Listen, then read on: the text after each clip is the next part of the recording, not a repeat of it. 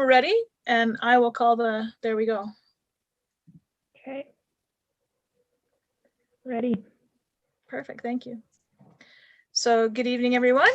Thank you for joining April's Parks and Recreation meeting this evening. I really appreciate everybody's time. It should be a good meeting with the focus being on the Horse Creek Sports Park.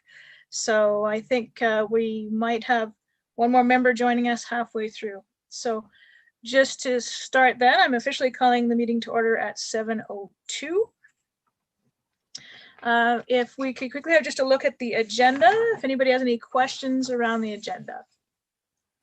Tara, it's Alex. I just noticed that the next meeting, you and I connected with it, conflicts with our town council meeting on the 25th of May. Oh, you know what? And I had flagged that, and we didn't come up with a answer. I think the Okay. last email back I had on that was stand by. So, I'm standing by.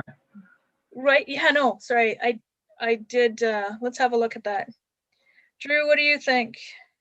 Well, Anna and I certainly can look at some alternative dates to make sure there isn't that conflict, and certainly use a doodle poll to see with everybody's schedule. I'm not sure what would work best for everyone, if it's the following evening or if we do it later in the week, but certainly open to suggestions at this point. But I think Anna and I can handle it in terms of getting something out to you to confirm a time. Okay, if it works, then let's tentatively say same time, but the 26th, the Wednesday. But we will have staff send out a doodle poll to confirm that. But just looking at nodding heads, I'm not seeing any abject refusals at this point. Okay, so then with that being said, let's amend that. But are we then ready to adopt the agenda as amended? Excellent. Okay. Mark, will you make that motion? Excellent. All in favor, hands up. It's approved unanimously by our voting members. Okay. So just before we get into the agenda any further, I do want to speak to a couple of departures from Team Cochrane. The first is Mr. Khan, our general manager, has given notice and I believe has moved on already, but probably more directly affecting our committee and our work was Mr. Luft, our manager of parks and open spaces, Brad, has also given notice, and I think his last day was on Friday.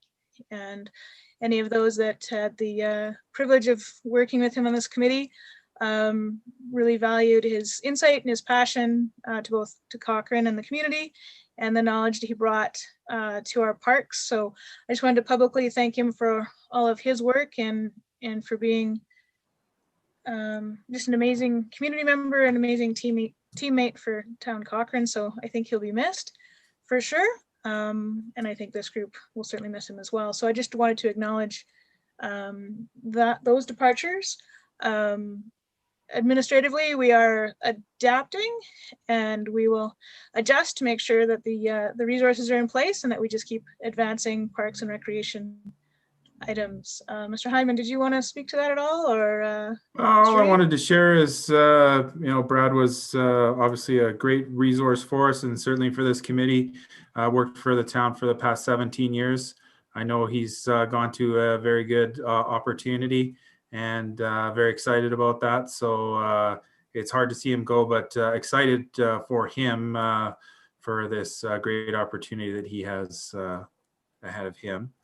And certainly we will adjust and just look forward to this evening working with everybody and getting your ideas. Hopefully people have been thinking about the potential amendments that we could make to the design. Apologies that we couldn't get a tour, but I can appreciate, or hopefully everyone understands the reason we couldn't get everybody together to go walk around. Even though it's outside, we've got to take all the precautions we can. So we will make sure that there is an opportunity to get out there at some point, but we'll do that when certainly the time is right. So, Alex, did you want to mention anything? No, I think it pretty much covers it off. I think it's an opportunity for the organization to look at itself and think anybody who's lived in Cochrane for any length of time recognizes that we've grown substantially, and that kind of evolves in terms of our staff development. And so I think this is a great opportunity for the organization to refocus, and I'm excited about what that means for this committee in particular. So. Excellent, thank you. So that being said then, if we could have a quick look at our previous minutes. If anybody has any questions there?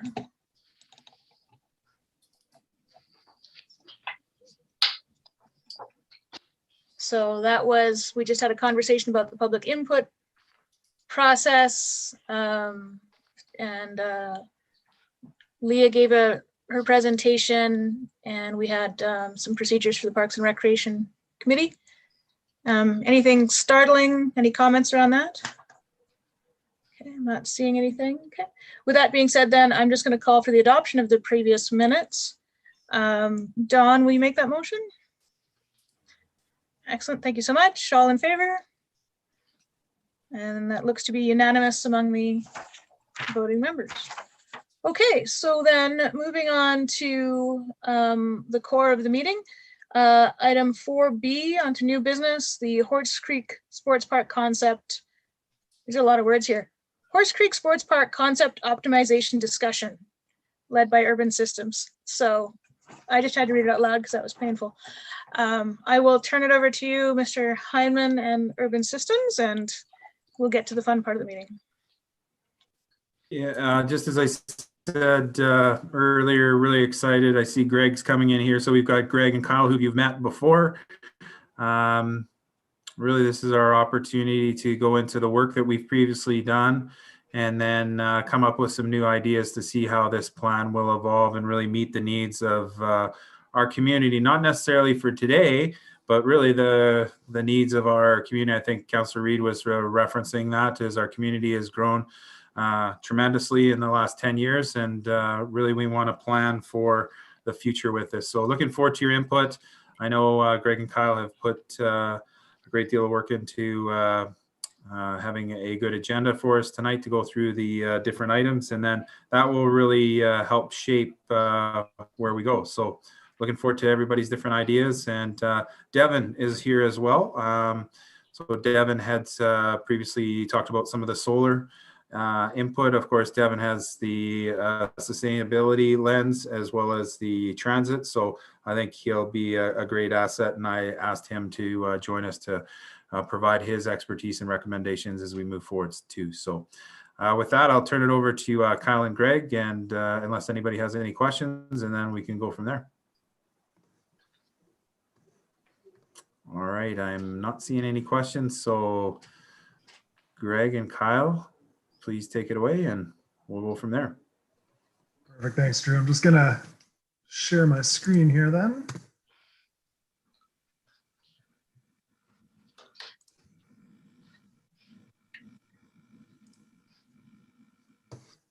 Is that viewing okay for everybody? Excellent. All right. Well, Greg, I'll let you kick off here, and then I'll transition into the servicing stuff, and then it'll be back to you on level of play. Okay, thanks, Kyle. Hi, everybody. And yeah, thanks again, Drew.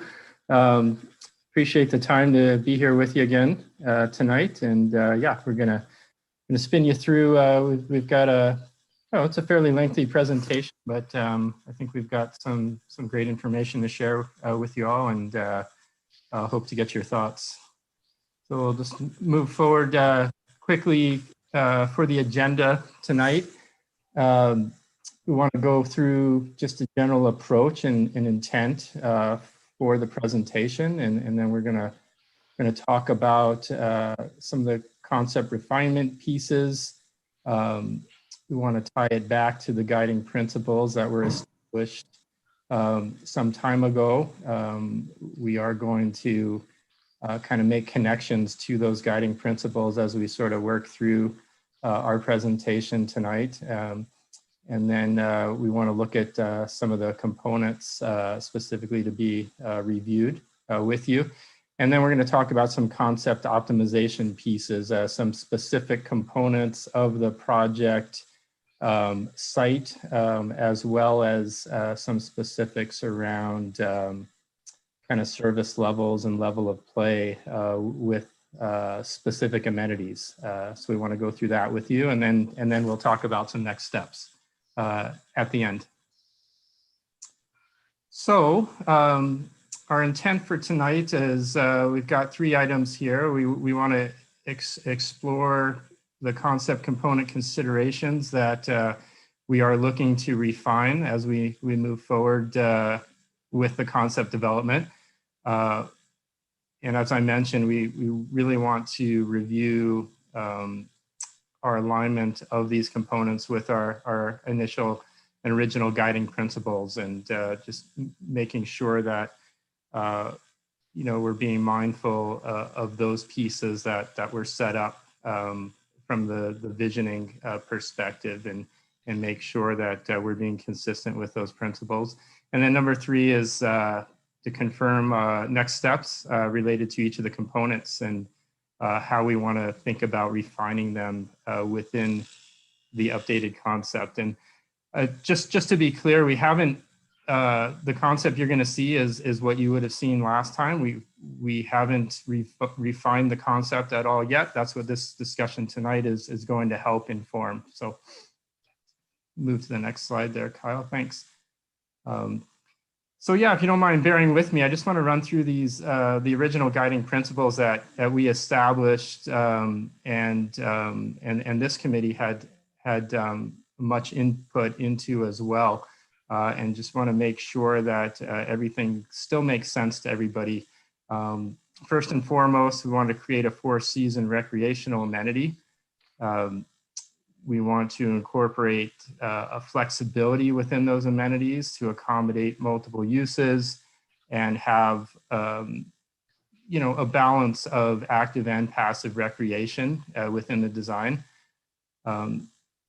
The focus was on amateur sports on a community level, with a potential residual benefit of attracting regional users. So that's something that'll be really important as we kind of move through the conversation, to remember that we really wanted this to be a community focused amenity. And when we get into some conversations about the different amenities themselves, and kind of the levels of play, and how we build some of these amenities, all that's going to kind of come back to focus on that community scale. Number 4 was to accommodate people of all abilities through accessible and inclusive design. So making sure that everybody in the community can come and enjoy the facilities and participate with the community. Next one was to integrate strategic buffering through soft landscape design. And so that refers to just some of the interface with the different uses. We're considering maintenance facility, and where that gets located, and how that might be buffered from other uses as needed, or thinking about things from a safety perspective when it comes to buffering as well, in terms of making sure we have proper separation between uses, specifically with the field and those sorts of things. Number 6 was to promote connectivity and pedestrian circulation. So we want to have good flow through the site. We want to have good access points and make sure everything's connected.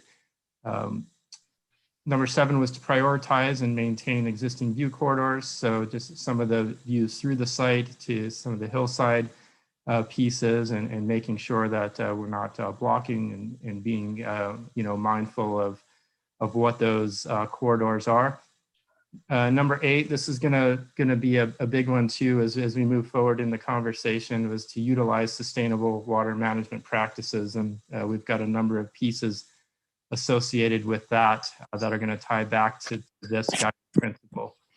And then number 9 was to promote community integration through the culture of sport. So using these facilities really as a community gathering place, and a place for people to come together and integrate through sport and other activities. So those were all developed and have helped kind of steer us to where we are today, and we want to make sure we're still making those connections as we move through the process. Greg, if I don't mean to interrupt you, but would it be okay if we just asked the committee again, do those various guiding principles still resonate with this group? Or, and I guess the second question would be, is there something perhaps that you think is not on that list that would be an important consideration as before we move forward?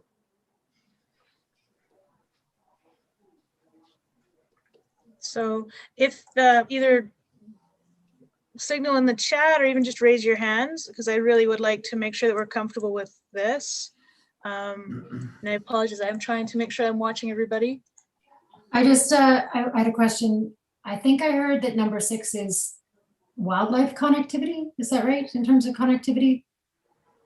No, sorry, it's- it's more focused on pedestrian connectivity and other uses. So just thinking about the pedestrian circulation through the site, where we have access points, how certain amenities are connected to other amenities. Or user connectivity? Yeah, wasn't necessarily referring to natural wildlife. Well, and if I can expand on that, Peggy, too, when we looked at this initially, we wanted the principle, you know, whether you live in, you know, off Quigley Drive or something, and you wanted to go across the Horse Creek crossing and then up the hill, and you could walk to this facility, whether you lived in Heritage Hills, Heartland, the connectivity to this site. I think Justin's on the call as well. The connection to the Ag Society lands, I think, is critical. So certainly that's one of the things that I look at, not only within the site, but how it connects to the broader town. Yeah, thanks. I heard definitely some of those themes in our previous conversation. I guess the word without a qualification on connectivity is a bit tricky to decipher if you don't have the context. For Well, sure. and maybe one of the things that we do, it's a good point, Peggy, is do we add something that make it clear? Because again, these will be sort of the guiding principles for everything we do. So that's where I wanted to ask this group, because one of the things we'll do, and I would encourage, as we go through this exercise, and then Greg and Kyle are going to come back and we'll have you know, maybe some different options, is then you can use those guiding principles as that foundation to say, hey, did we meet all these things in our, so again, and perhaps there's one that's other people think, oh, well, we haven't included this. You know, I particularly like the accessible for everyone, accessible and inclusive design. I think that's incredibly important, but that's my own perspective, so. Yeah, like a qualifier like neighborhood connectivity would probably clarify it, because you've already got pedestrian circulation and presumably that's on site. Yeah, I think it's a fair comment. Now, I think both Drew and I have been getting some fairly regular feedback from different user groups. The one that I'd like some clarity on to make sure we're on the right page is to focus on amateur sports at a community scale with a potential residual benefit of attracting regional users. Now, what I'm hearing, if I'm understanding from the user groups, is like rugby, for example, wants to be able to compete at the provincial level. I think both baseball and Bike Cochrane have both also indicated the same. Everything I'm kind of hearing is that they do want to be more than just local. They want to be able to compete at that certainly regional and provincial level. So can you translate that for me? Does a focus on amateur sports reflect that community desire or no? I think the original intent was focused on the community scale and not necessarily being designed for tournament play, if you will, or regional tournament play. Now, if that has kind of shifted, I think that has a fairly significant impact on how we might move forward here. But initially, when we set out these guiding principles, it was focused on more of a community level and not designed for, that type of play, which would be sort of regional tournament or those sorts of things. Okay, so I'd like to open that up for feedback and discussion from the group. What is your understanding from the presentations we've had? What do we think the community wants? Dawn, I see your hand. Over to you. I think when we had the initial discussion around this, a lot of it was a real focus on ensuring that the park met the needs of all different age groups and really was at a community scale. And there was a lot of conversation around, we know that all of the different groups want the best and they want to be able to hold tournaments, et cetera, but we don't want to do that and at the same time limit the ability of Cochranites to use the facility as much as possible. So this is something I really strongly support, is that ability to make sure that the facility is used by as many people in Cochrane as possible, that it introduces children to sport and it allows them to continue up through sports through the years. And that doesn't negate that we wouldn't want to have tournaments. But the real focus, I think, in our previous discussions, and something I really strongly support, is that it be community scale. I think, yeah, I appreciate. I was just say one of the things to think about there too is we're going to address some of this further into the presentation when we get into a level of play conversation. Field sizes can change. The amenities associated with the fields can change, and those take up space requirements that potentially could be, used for other amenities, for other community type amenities. So that's just something to think about too, in terms of kind of scale and footprint when you are designing, different or for a larger base outside the community. Okay, Leah, you had your hand up. Over to you. Yeah, this is a tough one. I feel, because I've heard very clearly too from sport organizations that they want it strengthens them, right?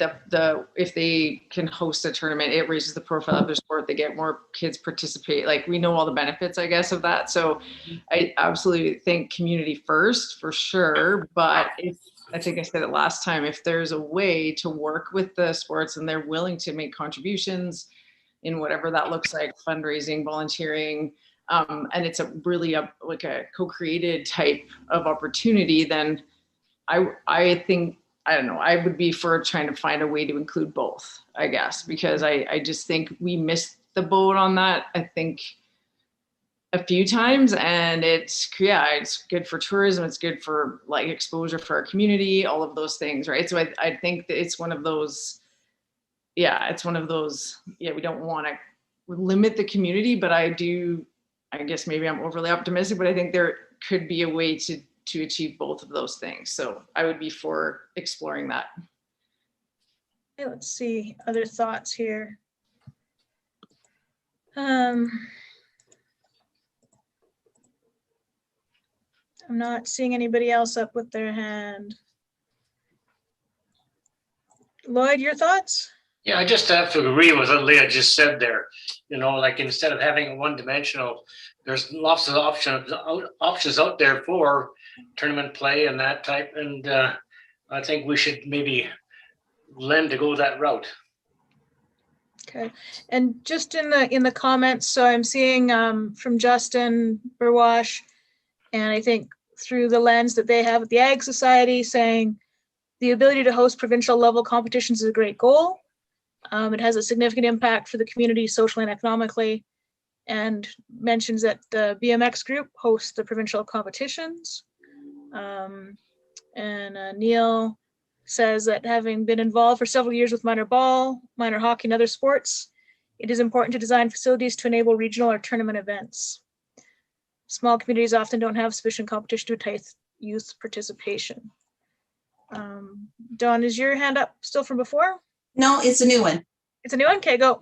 Okay, so again, just I'm not negating that we should try and ensure the potential for tournaments, but if you look at the guiding principle, it says the focus should be at the community scale. And that's what I was trying to reinforce, that the initial focus should be the community scale without negating the potential for tournaments. I just wanted to make sure I was being clear on that. Okay, so I think maybe we need to work on that a little bit more then to get that theme a little bit more correct.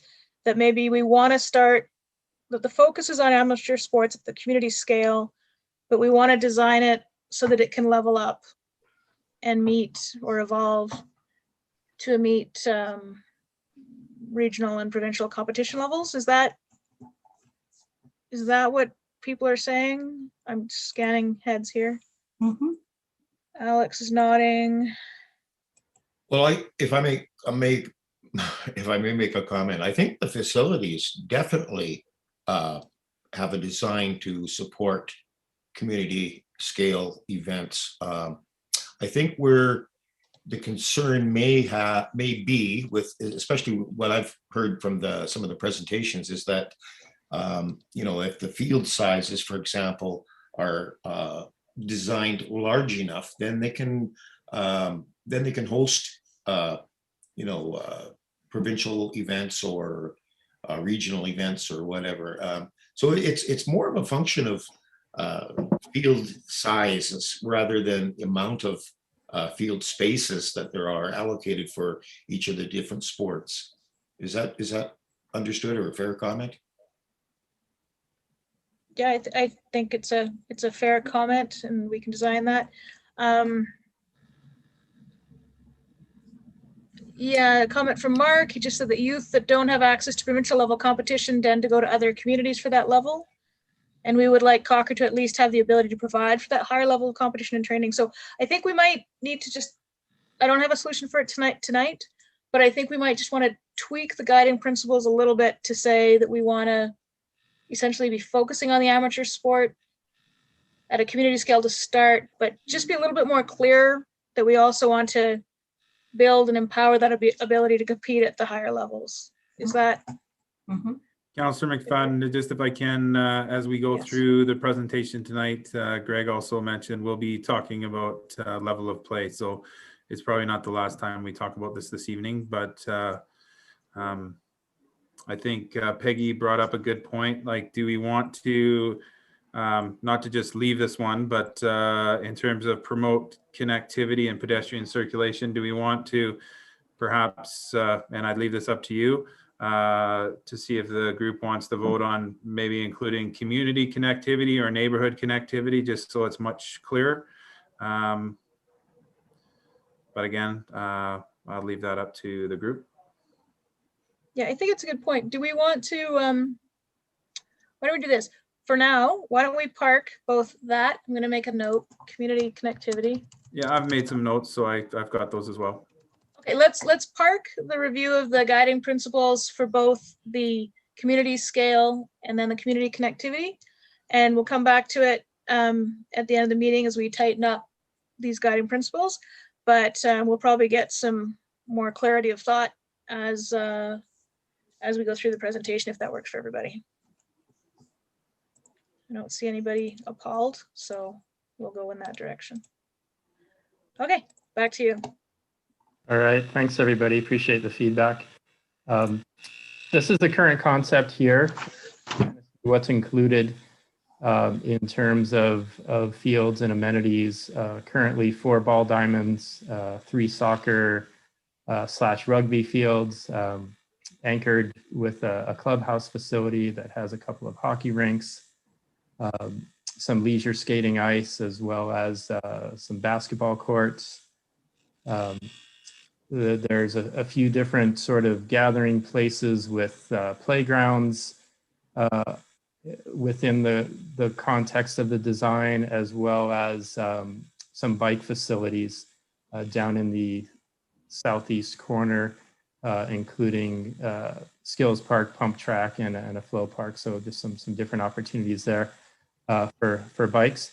And then a bit of a linear park that is kind of at the base of the hillside there that will kind of run across the site and sort of provide trailhead opportunities for some of the hiking and mountain biking trails up on the slope. And then we've accommodated a spot on top for a gathering space and lookout of some sort to be developed.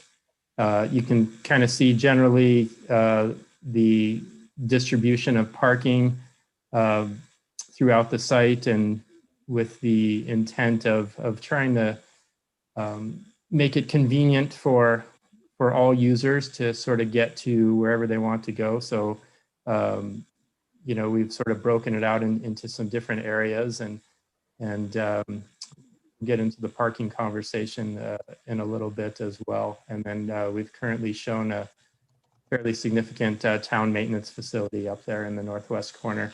And we'll have some further conversation on that as well. And then in the southwest corner, we've shown a storm pond, which we're gonna have some conversation about what that potentially could be as well in terms of how that functions and from a sustainability perspective. So that's a bit of a broad overview there of our site. And then obviously we have the school parcel, which is plus or minus 30 acres there on the south side, which is at this point a fixed element for our site. And so we'll be considering how that interface works with our concept development as we move forward.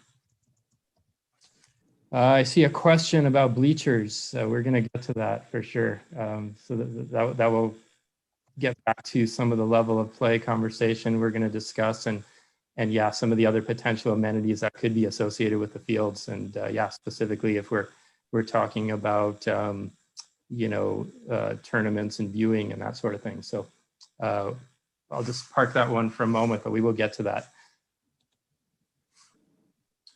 Okay, Kyle, maybe pass this over to you to chat a bit about the servicing. All right, thanks, Greg. So for the servicing concept, just as we move into the next slides here and get into storm and servicing clubhouse and the maintenance facilities, I just want to kind of bring you back to where the concept sat. So the shaded blue area here is our existing Heritage Hills pressure zone. So anything in this area could be serviced in relatively short order just by the extension of a pipe network to service those facilities. The other thing to keep in mind on this side of the slide here, we did look at a concept, and we'll talk to it a little bit about the maintenance facilities, but there was an opportunity to look at servicing the alternative pressure zone without running the pipes all the way up to what was Southland up in the northwest corner, by potentially looking at a shift between the maintenance facility and the bike facilities here. So we'll get into that in a little bit more detail, but I just wanted to make sure that we ran these background information before we jump into further details of the servicing concepts. So just to reiterate kind of the overall concept components that we're reviewing, a little bit of the rationale behind that. So from the stormwater perspective, one of the things that has been raised by the town is because of the interchange improvements that Alberta Transportation is proposing for Highway 22 and Highway 1A. The town is looking at advancing Township 262 to also service the community as well as this park. So there's going to be a requirement to understand how that's going to have an impact on stormwater. So we've added that to our review, as well as exploring further, like we mentioned in our previous presentation. Is there a way to increase the overall value of this pond rather than just being a simple utility for stormwater solely? From the town's maintenance facilities, Southland, as I mentioned, is already no longer on the books for this project. So now the real question and review is around how much land is required specifically for the town's maintenance requirements. The clubhouse and washrooms from that previous figure, both of those are currently outside of the existing water pressure zone. So we wanted to kind of relook at that and understand if there's opportunities to look at some different rationale. And then the parking lot, the overall parking lot, we're now looking to see if there's different alternatives to find some synergies and opportunities. And I'll get into some specifics in the future slides. And Greg already spoke to the level of play and, you know, the inclusion of bleachers and the conversation we had about the guiding principles. And then the overall amenities, making sure, you know, we're still on point, we're still moving in the correct direction that the town in this group is hoping to achieve. And then we'll pass it on to Devin later at the end of the presentation to speak about the opportunities for alternative energy and the funding sources that are potentially coming along with that. So.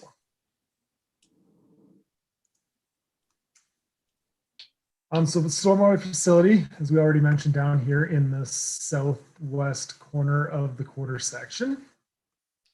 So the current status here is a very typical conventional storm wet pond. We're looking at 3 to 5 acres in the current concept, and it does not incorporate anything except for utilitarian use for stormwater, so no reuse or any other benefits of that. The considerations that we're now looking at is how this overall footprint is going to have an impact on the site, specifically with the major component of Southland being eliminated from the concept. And then the different utilities that we're considering is stormwater use, like we mentioned before, but also with the proximity of the school, is there an opportunity to have an educational piece with the high school in the future to work with understanding how these facilities work. And then is there another recreational or aesthetic value that we can also tie to this stormwater utility? So those are some of the pieces that we're looking at. And then being right at the entrance in this concept, understanding how can that incorporate with a gateway feature into the sports park. And then, as always, we always take into consideration the construction costs, operational maintenance costs, and safety components, specifically because it's going to be adjacent to a school. So here's just kind of 3 figures to give you guys a general concept of the different pond and stormwater facilities that have been contemplated. So option 1, which is the current status, is your typical stormwater facility. So this is the Sunset Pond. Once you get up into Sunset, up above the ranch house there. The second option here is a constructed wetland, which is a lot shallower, which is why you see foliage throughout the center of the facility. And then the third one here is a stormwater reuse pond, which has a very defined hard edge because we see a lot more fluctuation between the water levels. So it's very difficult to have the same natural edge look that you see in the wetland and the conventional stormwater facility options.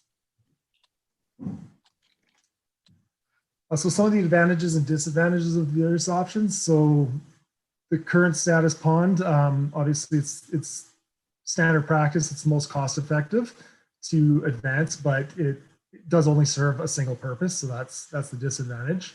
The constructed wetland, the big difference there is it would be in the range of 3 to 4 times the footprint of a conventional wet pond, but it does add that passive recreation where you often see boardwalks and pathways meandering through these types of facilities. So it adds a very different kind of aesthetic component. But the disadvantage is that area footprint would obviously have a ripple effect on other uses within the quarter section, as well as the overall cost to implement this on the site. The third option there is the reuse option. So this would be, you know, somewhere in the range of 1.5 to 2 times the size of a conventional pond. The advantage there is if we're reusing stormwater, we can certainly reduce the amount of potable water that would be required for irrigation demands on the sports fields.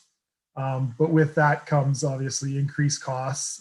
You do have what some people might see as a less aesthetic product. And then there's certainly operational and maintenance costs and complexities that come with a system like this as well.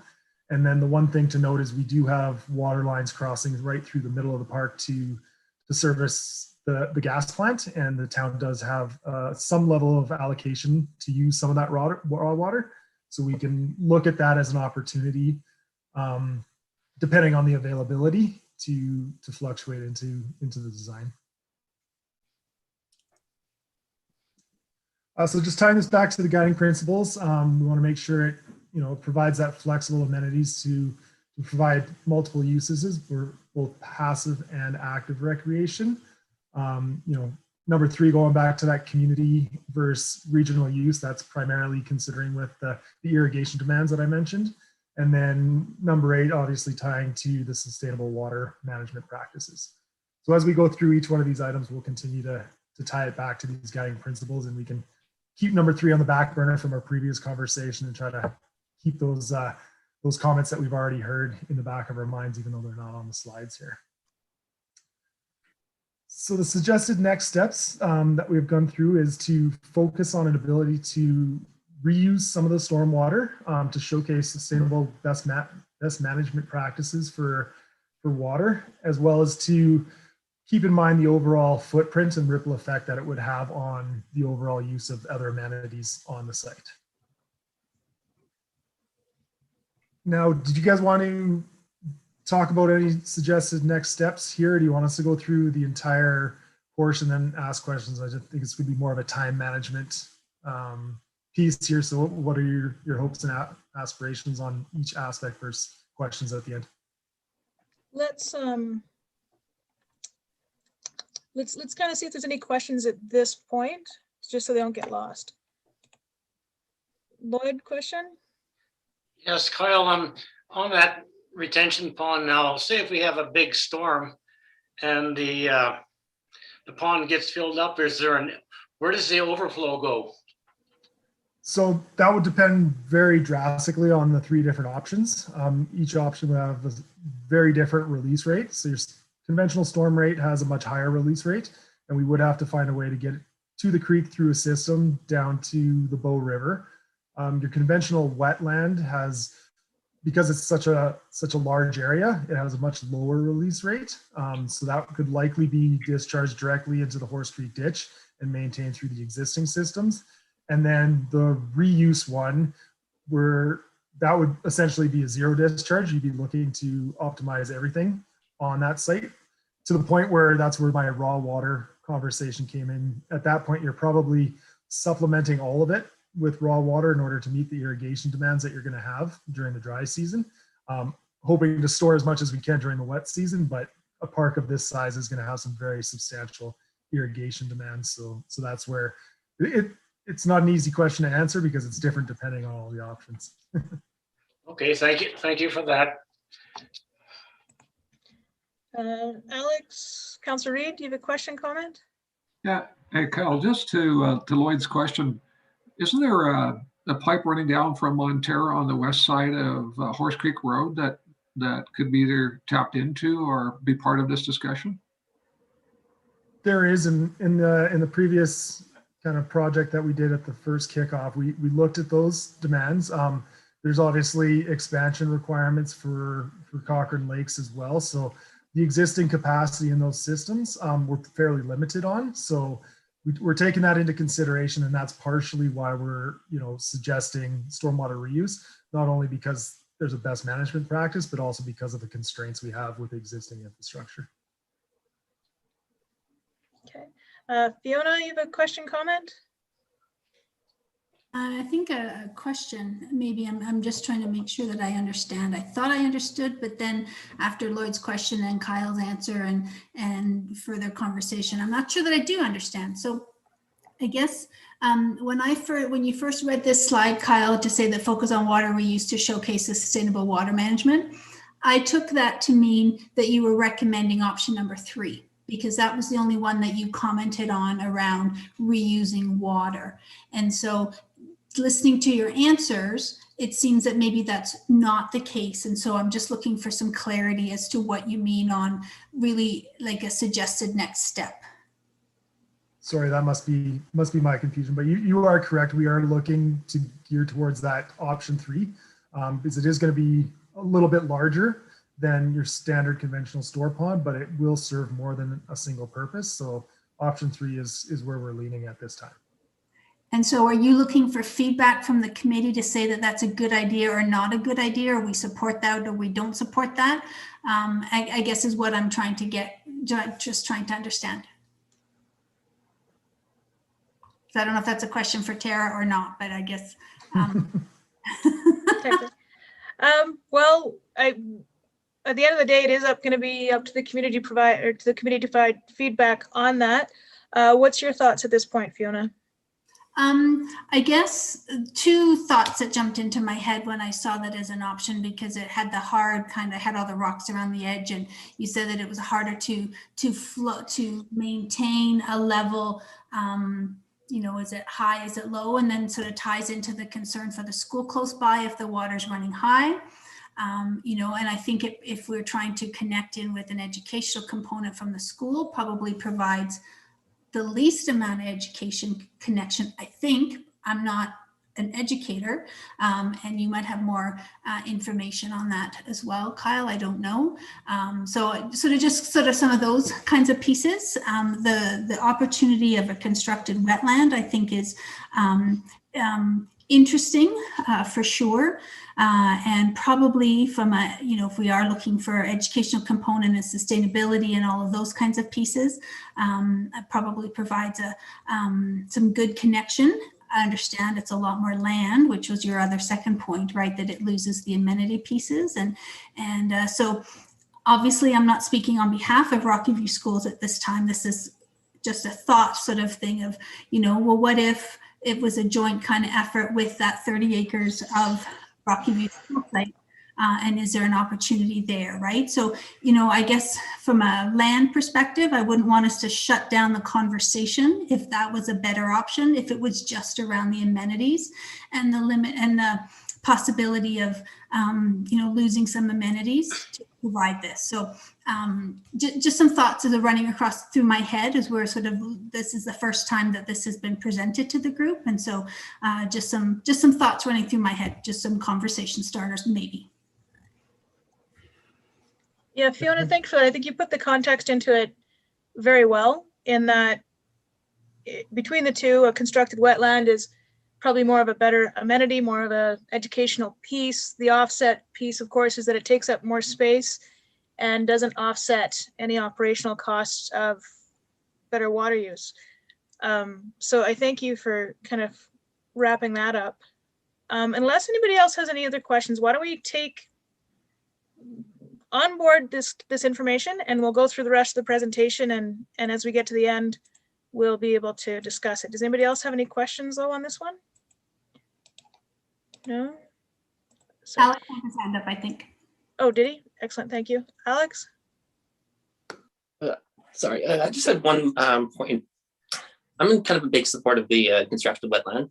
Obviously, the size might be a concern in terms of use of the parcel. But I think it has such a great recreational component. Growing up in Calgary, we had one near my house, and I loved going there all the time and just watching the wildlife go by. And I think it can be a great opportunity for education, not just for the students of the high school, but just for young children. Parents could perhaps, go on a walk, and their kids can interact with wildlife and learn a bit more about it. And I think it has more of a sustainable component to it as well. Okay, yep, thanks for the feedback, Alex. Mark? Question, comment? Just a quick question there, Kyle. Is there an opportunity to do the two concepts, sort of like what they've done at Glenifer Lake, where you've got Dixon Trout Pond, which is in sort of a corner of Glenifer Lake, and that water doesn't fully fluctuate down when the water usage is drained out of the dam. And so there you could have a wetland, and then the rest of it is more of the water that you utilize. Is there any kind of concept like that on a smaller scale that's been done before? Yeah, that's a great question, Mark. And absolutely, we're actually working with the town on some other considerations similar to that, where we're looking at some hybrid systems. Absolutely, they can be done. Greg and I actually were involved in building the Harmony Lake, which has a whole bunch of different components where there's wetlands as well as many uses for that facility. So absolutely it can be done. The caveat I would say is the price tag starts escalating very exponentially. But it would be awesome. I would love to design it if the money's available. One step at a time. Exactly. Okay, not seeing any other hands up. on this. So let's onboard that part of the discussion for now. And gentlemen, take us to the next step. Excellent, thank you. So the town maintenance facilities, like we already mentioned, up in the northwest corner there. So the current status there, it was sitting at 10 acres, including the Southland parcel, specifically up in that northwest corner to try to get those facilities away from the primary sports uses of the park. But like I mentioned, we also looked at a small consideration of lopping them with the bike park to get it down into the southeast corner. So the considerations here is number one, obviously, what services are now required. Southland's not required, but the town requires some specific uses. And then what are those uses? What's the size requirement? And then considerations for internal and external storage of equipment are some of the items we've been contemplating for the facility space. The location, the first one that jumps to mind is the serviceability. So right now it's outside of the existing water service area. So that consideration has been looked at. And that ties into similar touch to where the clubhouse was, also outside. So we're considering, is there an opportunity to actually find some synergies by having these two facilities connected or close to each other for servicing efficiencies? And then with the concept of it being in the southeast corner, one of the considerations is just the traffic impact on Township 262. With the high school moving in here in the future, they're looking for multiple accesses to service the school site. So having 3, 4, 5 accesses on an 800-meter stretch of roadway is not ideal from a transportation perspective. So we're including that in our considerations. And then also understanding, depending on where it is, how are we going to buffer this? Specifically, if it's going to be within the pressure zone, understanding how that relates to the entrance to the park and the gateway location. So tying this back to the guiding principles, number 3 in our back pocket based off the previous conversation. And then number 5, obviously the strategic buffering and soft landscaping to make sure we're complementing all of the uses throughout the site. So the considerations here in the town feedback is that Parks is going to require a level of space to include parking and storage for the services, not only to service this park, but also to service this entire area of Cochrane. They will require some external storage for this facility, and 3.5 acres plus minus is what we're aiming at right now. The locational needs, trying to get all of the services to this site will be necessary in order to make sure it's operating efficiency, and well as making sure there's considerations for fire protection is desired, but there's ways around that as well. And then making sure that there's a preference to buffer this and not, throw the facility right at the entrance of the gateway feature or something like that. So suggested next steps that we're looking at here is opportunities to find efficiencies by combining or bringing clubhouse and town maintenance facilities in a similar vicinity. Looking at obviously buffering to make sure that the visual impacts are highly considered, and then confirmation of that 3.5 acres for the Parks Department's needs. So Councilor McFadden, would you like to pause again for any questions before I move to the next comment or next component? Yeah, thank you for that. You caught me multitasking. Any comments, questions? I'm just kind of scrolling through, not seeing anybody that on this one. So gentlemen, I think you might be good to go to the next step. Excellent. Councilor McFadden, I wouldn't mind to just share one different idea I was thinking about, and again, just put it out there for the group to consider. If we take that northwest corner and we're trying to really get into and Kyle, maybe even this won't necessarily work, but I was just thinking, is there a way that we could get the town's maintenance facility blended in with the, what am I trying to say? The bike facilities in the southeast corner. Just with, you think of the launch pad that's just opened downtown Cochrane, so right near Garmin. that integrates into a parking lot and existing businesses. So very similar features. Could we not have, a gated off area where there is some town maintenance facilities where they have access to the rest of the park, but you have even in the front of it? But I'm just wondering, Kyle, like, is that outside the pressure zone? Because it's further out to it's the second dotted line, isn't it? Yeah, it would be outside Oh, okay. outside the pressure zone. But that being said, there's ways around that. It's about a level of service.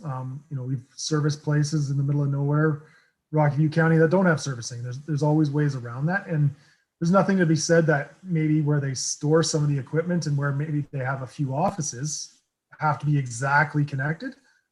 Maybe there's different opportunities we could look at there as well. Yeah, that was just one idea that I had, because then it sort of opens that whole northwest portion up for fields, space for the primary use of this facility, and really sort of hides other ones. So just a thought.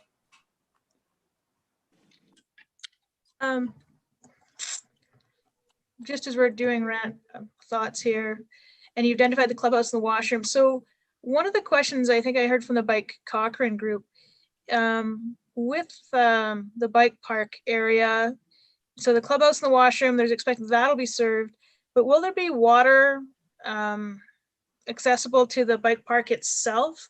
They were kind of identifying to me the need to, spray down the course, that type of thing. Will there be water accessibility for that site or no? Yeah, so again, it's a level of service discussion. If it's potable water that we're going to have people drinking out, that's one thing. If it's similar to the irrigation, like we'd be spraying down a field, if they're just spraying down their track, then we're going to have to require a different system for irrigation anyways in order to change the pressures and get it all over the park. So it depends on what their use is. If they're looking for potable water, that's one thing. If they're looking for irrigation, then we can look at that from a different lens. Yeah, we'd have to confirm, but my sense of the conversation was they were just looking for irrigation to be able to spray it down. So non-potable water uses was my interpretation of that conversation. So, anything else on this section? No, I do like Drew's suggestion. Like, is it possible to blend the town's requirements into the rest of it so we can open up more playing space, more park space? I do like that if it's possible. So, okay, onward. All right, so into the clubhouse and washroom discussion. So yeah, right here we've got the clubhouse, central facilities, and then external kind of secondary washrooms, both outside of this cornered pressure zone. So that's the current status of those facilities. And then what we're considering right now is that desired level of service. Are we looking for year-round service in all of these facilities, some of these facilities? Within the amenity of the clubhouse, we're considering, concession space. What does that look like? Is there an opportunity to actually have kind of external concession space? Can there be hookups for water and power, so you can have food trucks, you can have family gatherings, fire pits, a whole bunch of different activities and services outside of that as well. And then the location here, obviously, is there an opportunity to get it inside the pressure zone so that we can look at that from a different perspective of cost and phasing. And then the last piece that we're considering here is how does that integrate with the future transit needs? The Colt's obviously going to have a plan to come up here to service the community. Where does it make sense to have that connection for transit as well with the clubhouse? So tying it back again to the guiding principles here, obviously creating a 4-season recreational space. Number 3 again, always in our back pocket from that previous conversation. Key being able to accommodate all abilities and accessibility throughout an inclusive design, and promoting that community connectivity and pedestrian circulation. So the considerations here, the desired level of service. So the town's feedback is to achieve a year-round service is the most desired level of service. The extent of the amenities, being able to have a concession, that can be used by the various user groups, and fundraising is a perfect example that we've talked about. And the location here is to try to get it within that existing pressure zone so that we can service it sooner and implement this more cost effectively through a phasing plan. So yeah, I kind of already talked about the next steps here, but looking at the opportunities to combine facilities, this goes back and ties to the maintenance facility connection as well. And then understanding the level of service. If we want to have various washrooms serviced throughout the area and they can't be in the pressure zone with the main clubhouses, is there an opportunity to have alternative level of services for secondary washrooms? So those are the next steps that we're looking at for the clubhouse and washrooms. I'll pause again. Okay. And I imagine there will be comments and questions on these. Can you go back to a couple slides to probably, yeah, the consideration ones? Advance it one, please. I think this one here. Okay, so I wanted to see where our group was at on these items. Where's some of my supporters? Neil, what do you think? I actually agree with all of those considerations. I think it definitely needs year-round servicing. You're having ice arenas and things like that in the wintertime. You do need concessions in the clubhouse, absolutely.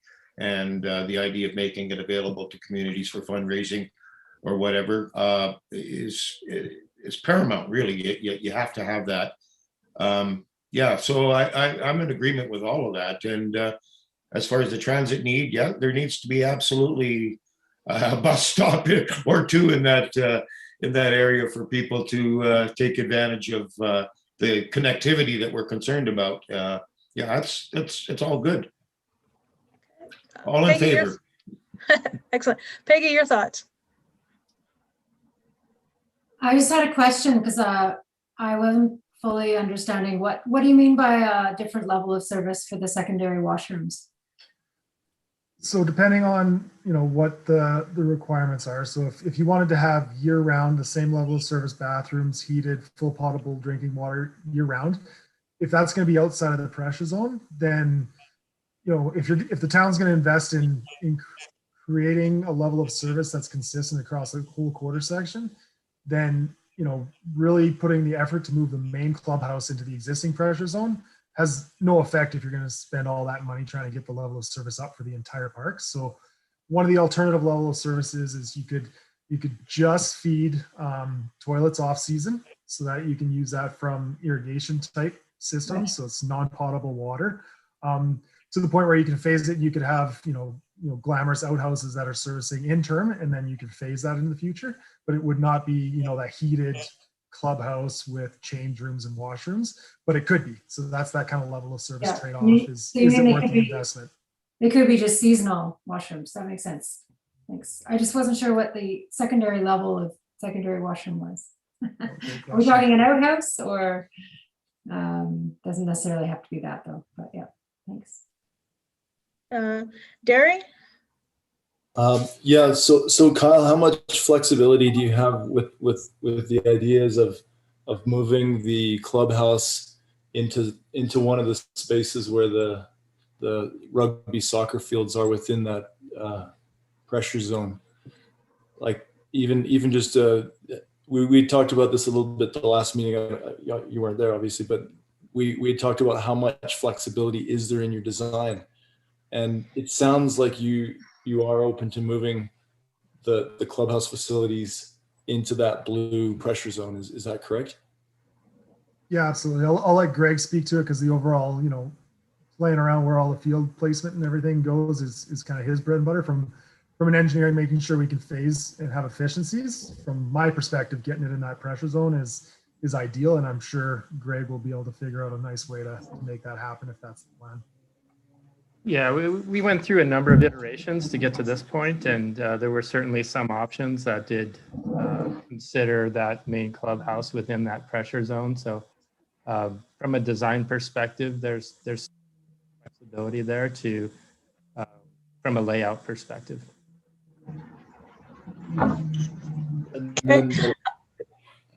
Drew, question, comment from you? Thank you. Just from my perspective, being involved in this since the beginning, I think it's really critical that we look at moving the clubhouse into that pressure zone. I really like the idea of it being an entry feature. So when you're driving up Horse Creek, is that's become something prominent that you would see in the future. I think a number of the different sports groups have said you could be, at the clubhouse and looking perhaps to the north, and you could look over the fields and things like that. So I think these are some minor changes just in terms of that location.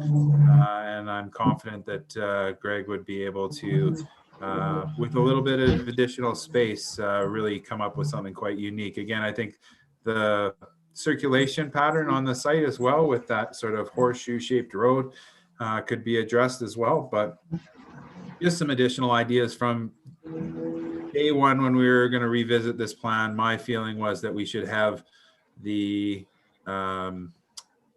facility within the pressure zone. I think that's just a must. Okay. And Alex, questions from you? Just a few comments. First of all, I have to say I'm a big fan of having the spaces for food trucks and that kind of thing. I think that'd be great for community events throughout the summer and creating small businesses and whatever. As for the clubhouse, I mean, I do like where it is now, being central to everything, but perhaps maybe relocating it along the pond can make a nice entrance feature with perhaps like a patio along the concession facing the sports field. So, families can watch their kids play or whatever. Be an idea anyway. Yeah, good. Devin? Yeah, just to build on Alex and Drew's point, from a transit perspective, having it in that northwest corner as well, we are looking at a fixed route that would run into Sunset, then Heritage Hills, up to the sports park, then into Heartland before going to the transit hub. So having it there would allow for us to create that route or finish that route sooner rather than going into the center of the site. So it also helps from a transit servicing as well.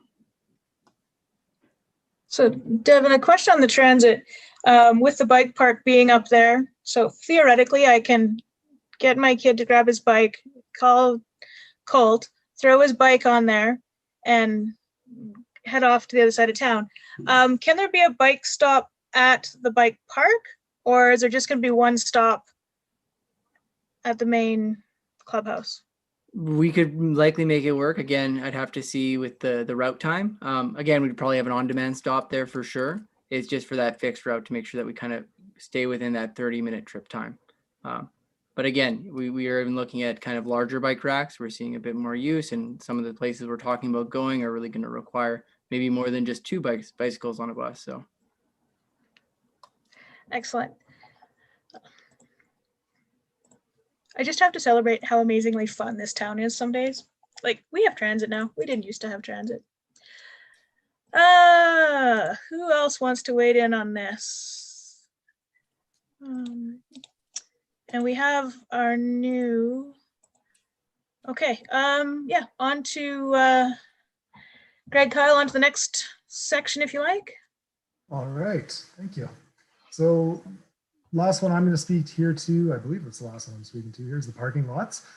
So in the current status, we're looking at over 600 stalls throughout the park.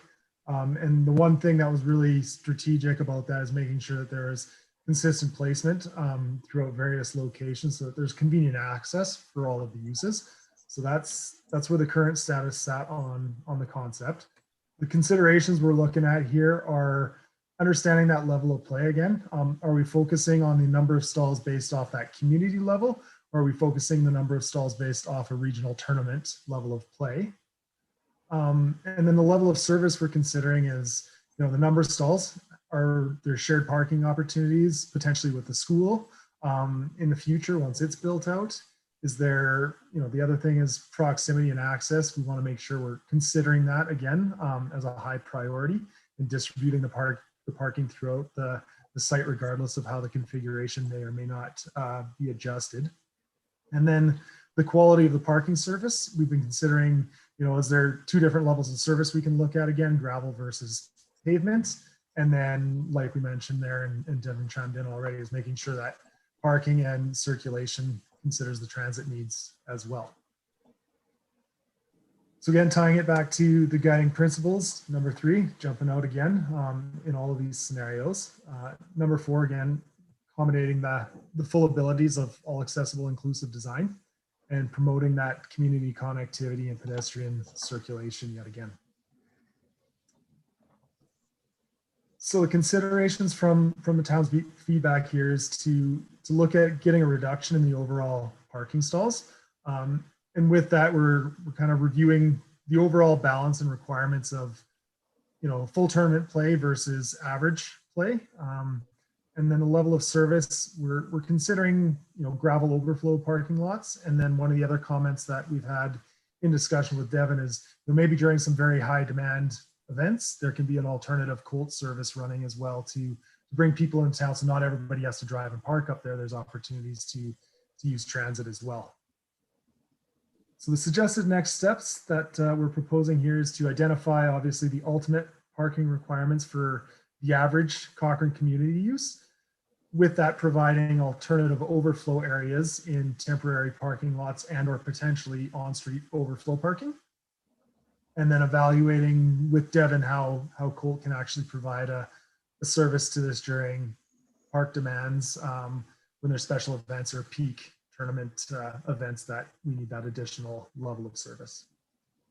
So I'll park it again here and open it up for questions. Okay. So back up to the group. Comments on parking. Councillor Reid and I have talked a lot about parking today. And Drew, we made Drew talk about parking with us lots today too. Can I just ask for clarification, Tara? I didn't know that parking was, that we thought there was too many parking spots. It wasn't raised in the previous meetings. So is there context there? Was this raised as an issue that we'd rather, not that I love parking, I'm just trying to understand the storyline. So I can add to that. So what we did, we went through an exercise to kind of compare what this number of parking stalls versus this many at parks was in the region. And we were, with over 600 stalls, the level of service for parking here is beyond what you see at Shoaldice Park in Calgary. So this would be your Cadillac type parking. And Greg, I don't know if you want to add to that a little bit, but you were involved in some of that assessment as well. Yeah, no, that's a good summary, Kyle. I mean, yeah, I think we defaulted to more parking here. When originally we were thinking about a more community-based amenity.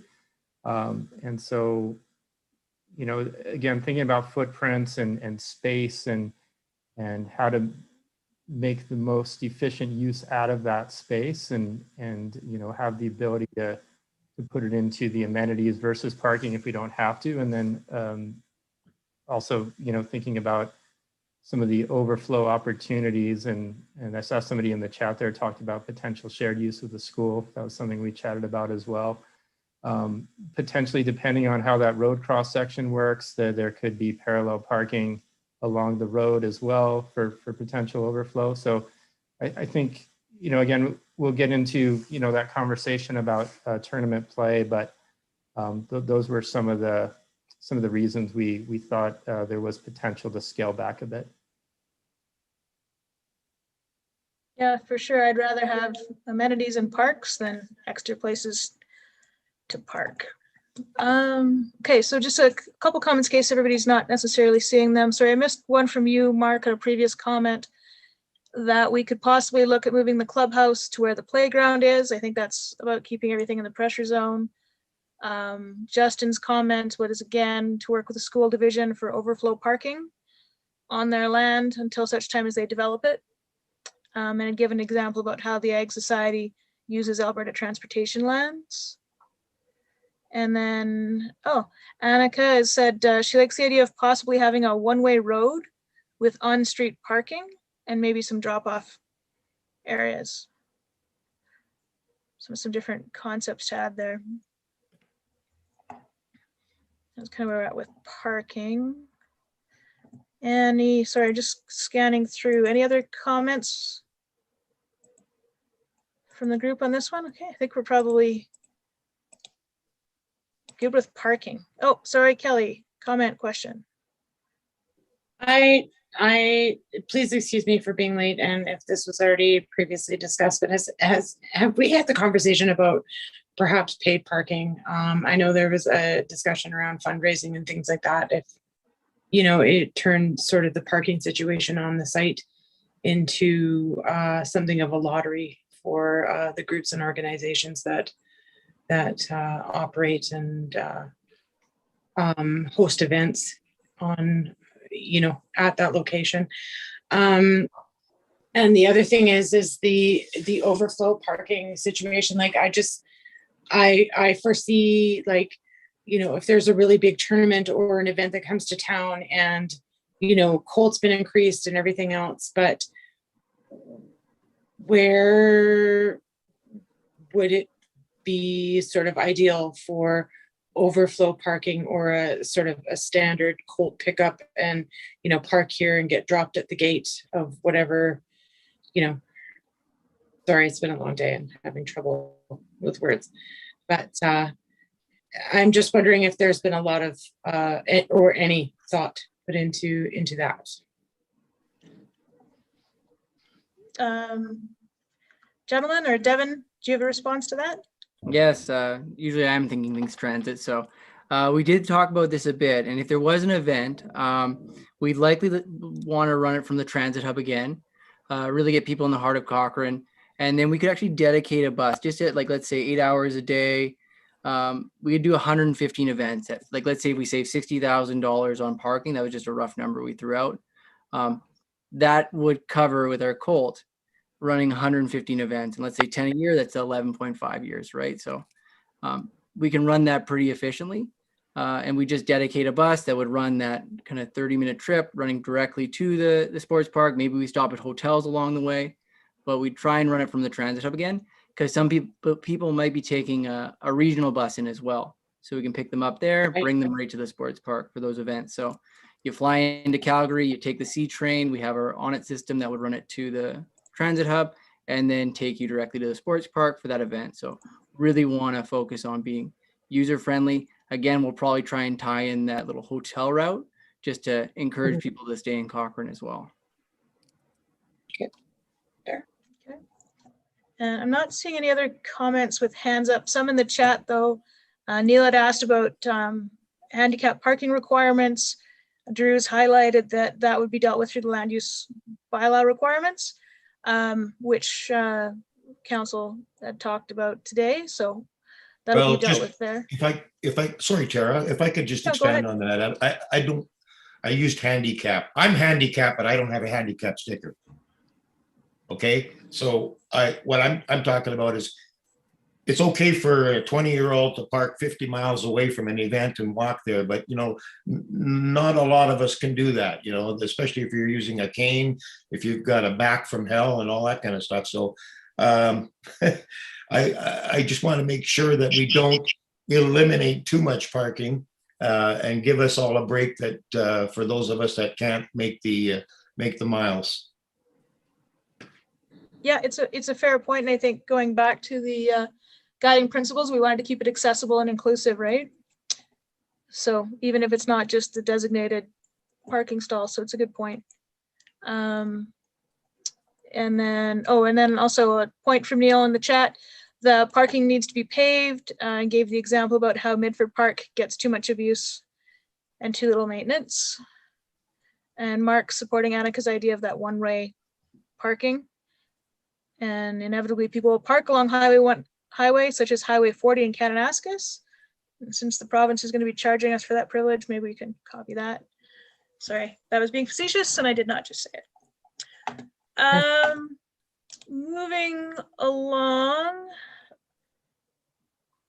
Okay, so I think that's covering parking. If I have missed anybody, just shout out, but I think we've got everybody on this. Oh, Lloyd, go ahead. Going back to the overflow parking now, I look at that maintenance, the existing maintenance allotment there. And of course, Southland is not there, but how much does the town maintenance actually need for their service? A good portion of that, when I look at that, that's 25% of the plan. That could be certainly overflow parking too. Yeah, so the town maintenance facility, that size is required is 3.5 acres, which is what's showing on here. So yeah, this 7.5 acres is really part of this whole exercise. Is where does that land get allocated? And does it become storm pond? Does it become overflow parking? Does it become another sports field? That's exactly what this exercise is about, because without Southland in the picture, we're reinventing a little bit of the wheel here. Thank you for that. Okay. Okay, I think that's covering off that. So Greg, Kyle, over to you. Okay, thanks. Yeah, we'll move on to level of play. Yeah, we already talked about it lots and kind of factors into all these different components. Yeah, thanks, Kyle. So this is just a kind of a broad overview of the different categories, 1 to 5. And I won't necessarily read through this whole thing, but category 1 is kind of designed for your national or international use. And so, you know, the way the fields are constructed is certainly something to think about. It's associated with, you know, lots of different amenities. So, you know, sort of bleachers were mentioned. So what does that look like? Are there change rooms? Are the fields lit? Could be, you know, scoreboards, you know, all sorts of sort of different considerations, fencing associated with creating, you know, a very high level field for various tournament play, and also designed for, you know, a lot of the way the fields are designed based on these categories are, you know, how much compaction it gets. So how I go back to how the fields are constructed and some of the cost associated with building the fields, and then the associated maintenance with that. So 1 is the highest category, and then it goes all the way down to 5. And, you know, those are typically kind of your residential, you know, elementary school fields, generally no lights or irrigation. Irrigation would be another consideration, you know, in terms of thinking about cost as well as maintenance for the fields. So, you know, there's sort of everything in between, and doesn't necessarily mean that all the fields need to be the same either. You know, there can be some mixing and matching. You know, we can decide to, you know, have two ball fields that are maybe a higher level of play and have different amenities associated with, and then the other two, and that might vary from soccer and rugby. So there's lots of flexibility, and you know, there's no specific rule around this. So just wanted to note that. So maybe move to the next slide there. These again, a number of the considerations from an amenity perspective that would be associated with fields or even the outdoor hockey rinks, everything, you know, lighting dugouts, warm-up facilities, you know, backstops and fencing. We talked about bleachers and change rooms. We mentioned potential concessions that could be associated in some of these locations. Some of the same amenity considerations for soccer. Are there permanent, you know, goals on the fields, or are they removable and stored? So some of those things to think about from an operations perspective. And then with the outdoor hockey rinks, thinking about, you know, lighting, which, you know, would be significant in the wintertime, obviously. Are there boards? Are there benches? You know, again, is there bleachers for viewing, scoreboards, all those sorts of things, and yeah, permanent nets or not permanent nets. So lots of different considerations when it comes to, you know, what amenities could accompany the fields. So we'll go back a little bit too to think about, you know, the size of the fields that can change with certain levels of play. I would also note that thinking about the quantity of certain fields and, depending on tournaments and certain levels of play, provincial level, we would want to look into sort of what the minimum number of fields would be to hold a tournament, if that were a consideration, to make sure that we'd be able to accommodate, that type of play.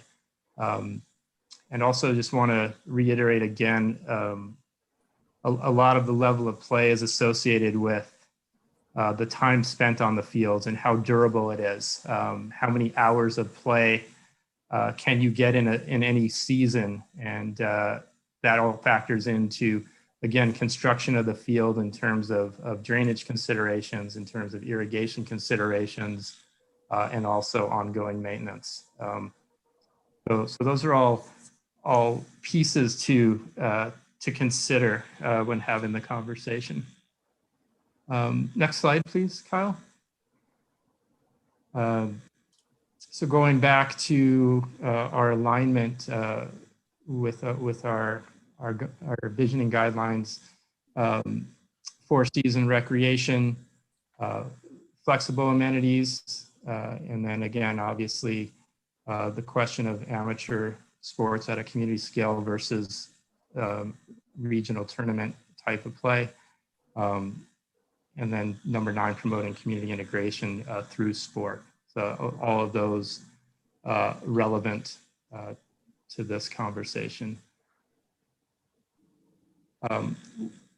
Where we had kind of landed with some previous discussions was somewhere in that sort of 2 to 3 range. And again, not necessarily across the board, but potentially having at least a couple of fields that were a higher level, that did have lighting associated with them, likely irrigation, and perhaps some of the other amenities like bleachers and things like that. And again, there's lots of different options. Are they permanent bleachers? Are they removable bleachers?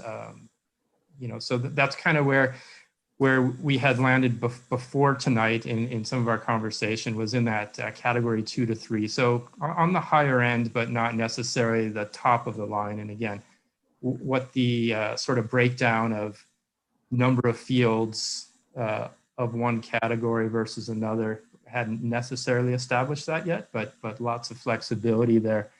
Are the ball diamonds a certain level, or are 2 of them a certain level? Are the soccer fields the same level? Are they a different level? So all considerations to think about.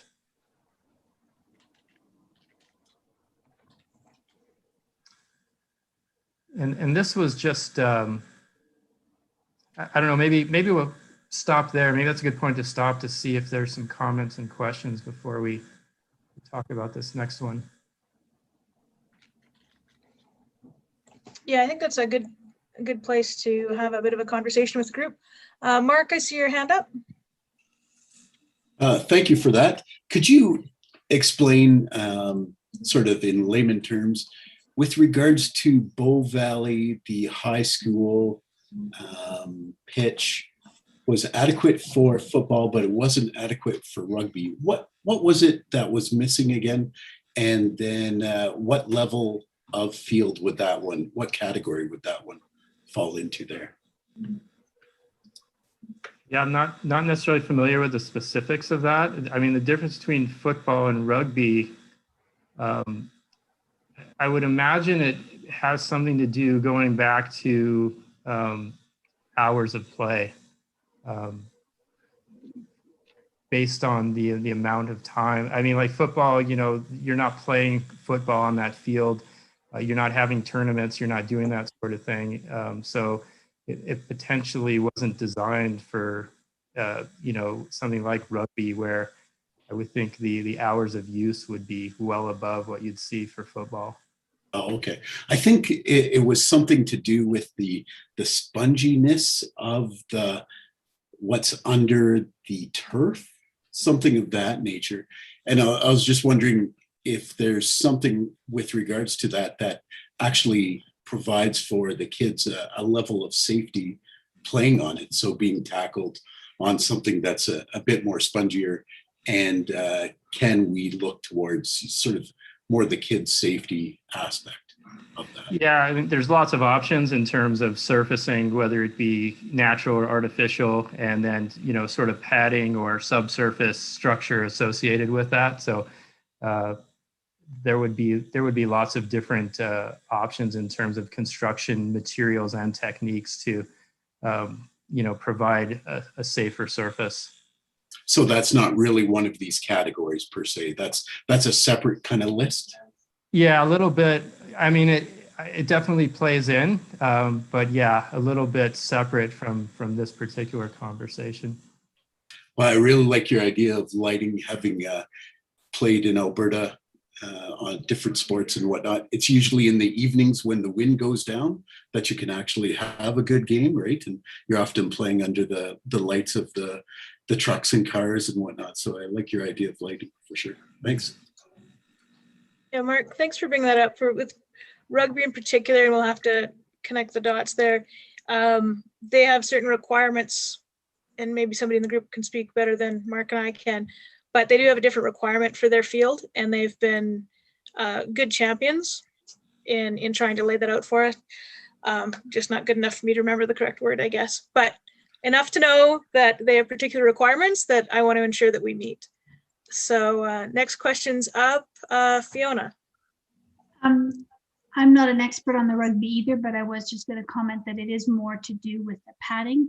The high school kids play rugby on that field.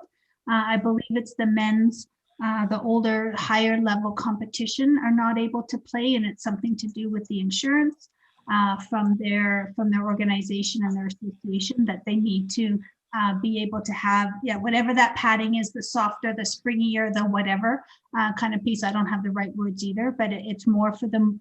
I believe anyways that it's more for the competitive play and the higher level play, not the younger kids and not the high school kids. Yeah, and we did in the letter that's in our agenda, they did outline a lot of their concerns, and we might find it in there. So, and we'll share that with you, gentlemen. Rugby has particular needs that I think we want to make sure we can hit from the turf side. Dawn, questions, comments? Your mic's off. Sorry about that. I just want to say thanks for the presentation, and I like where you've landed on this in terms of level 2, 3, with the understanding there could be some flexibility. And I like the concept of perhaps some play fields having more amenities than others, as long as that's still allowed for the opportunity for tournaments.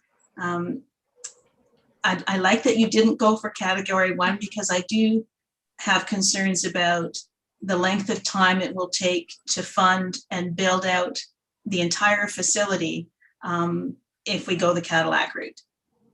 And so I think by going 2 and 3, it's a little more realistic from that perspective. So thank you for that. Thank you. Thanks, Dawn. And Alex.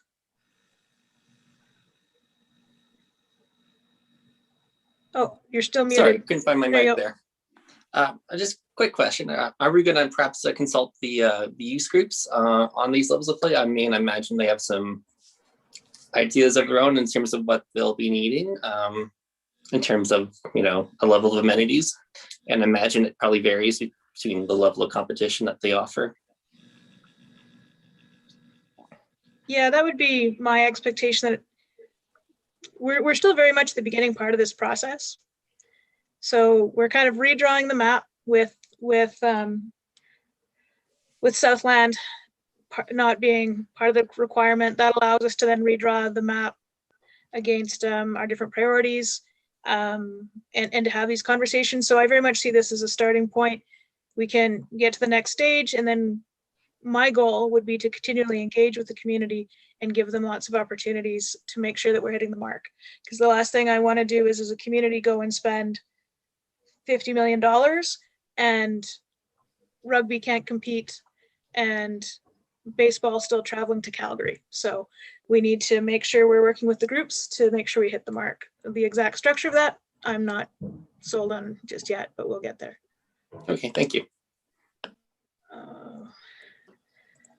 Kyle, Greg, can you just flesh out that response for us? We're going to go through this process. How can we re-engage with the groups on kind of the level of play discussions? Yeah, I think like the most important thing right now, I think in terms of sort of developing the concept is really about spatial requirement and layout. So those are the pieces I think that are critical to moving forward. I would say some of the amenities would factor into that as well, just in terms of the spatial requirements for those as well, for bleachers and such and other things. So I think right now it's less about, what the construction or material of the fields look like, or, whether or not they're irrigated. I think it's really about layout. And I think once we get to sort of a next level of development of the layout, in taking all of these things we've talked about tonight into consideration and starting to explore that, maybe that's some time to get a little bit more insight into maybe some of the requirements of the specific user groups for these fields. Yeah, I think that seems the other thing. Sorry, I think the other thing we need to consider too is the irrigation requirements. Like we will have some criteria and constraints with stormwater, specifically if we're going to go down reuse. And I know Drew's working with Inter Pipelines to understand what raw water requirements are available towards the town. But if every one of these hit a level 2 and required that level of irrigation, the town could quite quickly become the highest user of potable water, where the town of Cochrane has done such great work to become one of the best users and most sustainable communities with water use. So that's something to definitely be taken into consideration as well. Okay, yeah, thanks for that perspective, Kyle. It is important, like with the water use also. And I think for myself, when I'm looking at this, I really want to make sure we're designing something that's keeping our operational costs, as low as possible. And so that's why I'm very excited about some of the innovative ideas we're seeing around the water and around the ideas of the solar panels and the partnerships. So those innovative ideas that are going to keep our costs down are very important to me. Okay, let's see where we're at. Everybody's starting to get a little bit tired. Don't know why. Okay, gentlemen, where are we at next? Yeah, so this is just a list of kind of what's shown on the plan now, just as a bit of a comprehensive snapshot of the uses and different amenities we have. And this was just more intended to just be a little bit of a summary to see if there was anything jumping out for somebody that was missing potentially, that they saw as a need for this site in particular.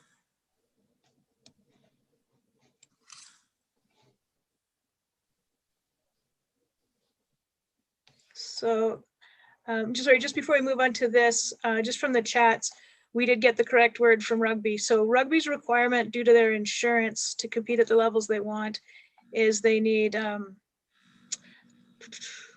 it has to have a shock pad is the word, I guess. So thank you, Derry, for finding that. I appreciate it. Okay, and then Leah was just saying that she likes the direction that we're going, that provincial and national sport organizations do have requirements, so we just need to make sure we do that. Mark wants to know if we can toboggan on the hill, which is an important question. And Derry's got his hand up, so over to you, Derry. Great, yeah, the tobogganing thing was also a priority of mine. I have just a comment on the basketball multi-purpose courts. If the idea was to have a combined pickleball basketball surface, so that's the first part. Is it's a question, was that the idea? And then the second is more of a comment about the design. You have kind of a four-leaf clover where the center courts overlap of the four hoops. So I was wondering, could you just make two separate courts? And I'm assuming it's because everybody is going to be playing basketball on a half court, but occasionally kids will want to run full court, and if they do that, they'll the two courts overlap, it creates a bit of a safety concern. So there's my basketball nerd coming out right there. Yeah, no, those are all fair points. And yeah, I was just thinking about sort of flexibility there. But I think, again, to the point of, you know, having more space to now work with, certainly I think there's a lot of flexibility in terms of, yeah, do we want to have, you know, separate full courts that could also serve for pickleball, and going back to, yeah, our guiding principle about, you know, flexibility. I think that would speak to that. So yeah, it's a great point, and largely just a placeholder for now on that. Okay. This group wants to keep me busy. Leah's bringing up a question about whether cross-country skiing is considered as part of the four-season use. I think there's potential as we get further into detailed design to see what that looks like. You know, that'll fall into, you know, how wide do these pathways become? You know, can they function in different ways for the different seasons? And yeah, I think that's something we'll definitely explore as we kind of get further into the details. Okay, yeah, and I do hear your point that at this point, the conversation is more of the general space and the layout, and some of the questions we're starting to ask are getting right into the details. Annika has brought up a question about disc golf and has pointed out, you know, that could fit in a different odd shaped portion of the parcel, but does point out that it's becoming more popular in town, which it is clearly evident if you're ever down at the Riverfront Park. There's a lot of Frisbees getting thrown around. So it's a new and growing sport. I can never keep track of the new sports. Dawn, did you have another question, comment?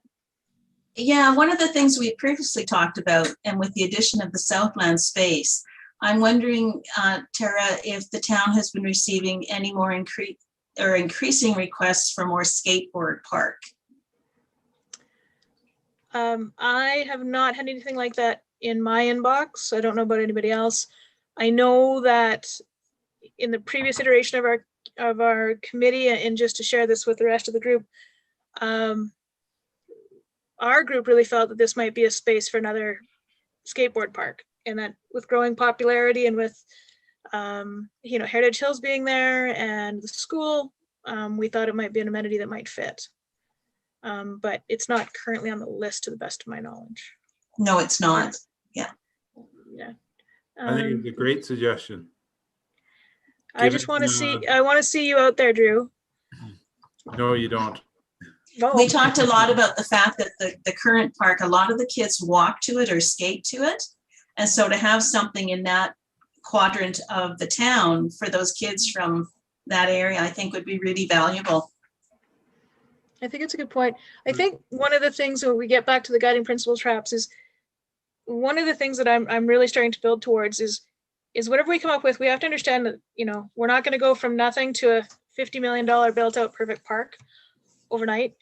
We have to allow this to kind of evolve and adapt and grow in pieces, and that we can, you know, add and subtract the different activities that best fit our community. So we need to design it so that it evolves to fit the needs, and we need to understand that it's going to be a multi-step, many-step process to get there. Leah, questions, comments? Yeah, just a quick question, and yeah, thank you for the presentation. It's great to see all the ideas being bounced around in the direction and the guiding principles. I think it's great. So so thank you for that. And then I just wanted to know, because I know the pickleball group has a very strong voice. Have you heard from them? Have there been any requests for courts? I feel like we had a bit of a conversation about this, but I can't remember the history on that. So I was just wondering about that. Yeah, in the past iteration, they had asked where the committee landed at that point was that this is a really windy site and probably not the most appropriate for pickleball, and that we would probably have to work to find a different solution. I know it's a super popular site. We just, last time we chatted about it, we just didn't really feel it fit on this site. but I don't really have anything else to add. Yeah, no, that sounds fair. I just thought being proactive, because if you hadn't heard from them, you probably would be, right? So, yeah. They continue to champion and work with the town, requesting more sites and trying to come up with solutions. So, yeah, and pickleball really is how I felt the need for this committee was rather driven. It's the work of this committee is to try to get ahead of the community needs and plan it in a deliberate way instead of necessarily being reactive all the time. So, yeah. Well, Dawn, did you? Oh, sorry. Just one quick thing about the linear park and the tarmac areas. If there is like overabundance of parking, those tarmac spaces can be used for things like 10 and under tennis, or like temporary field, or not field hockey, what do you call it, like street hockey tournaments and things like that, right? So I love that idea as well. So I think there's tons of scope here. So thank you. That's a really good point. Dawn, another comment? Just thinking about pickleball, and we did really feel that the site was too windy. And I know when we had talked about doing the master plan for Midford Park and for the ranch, part of that discussion was maybe there's a consideration there for pickleball.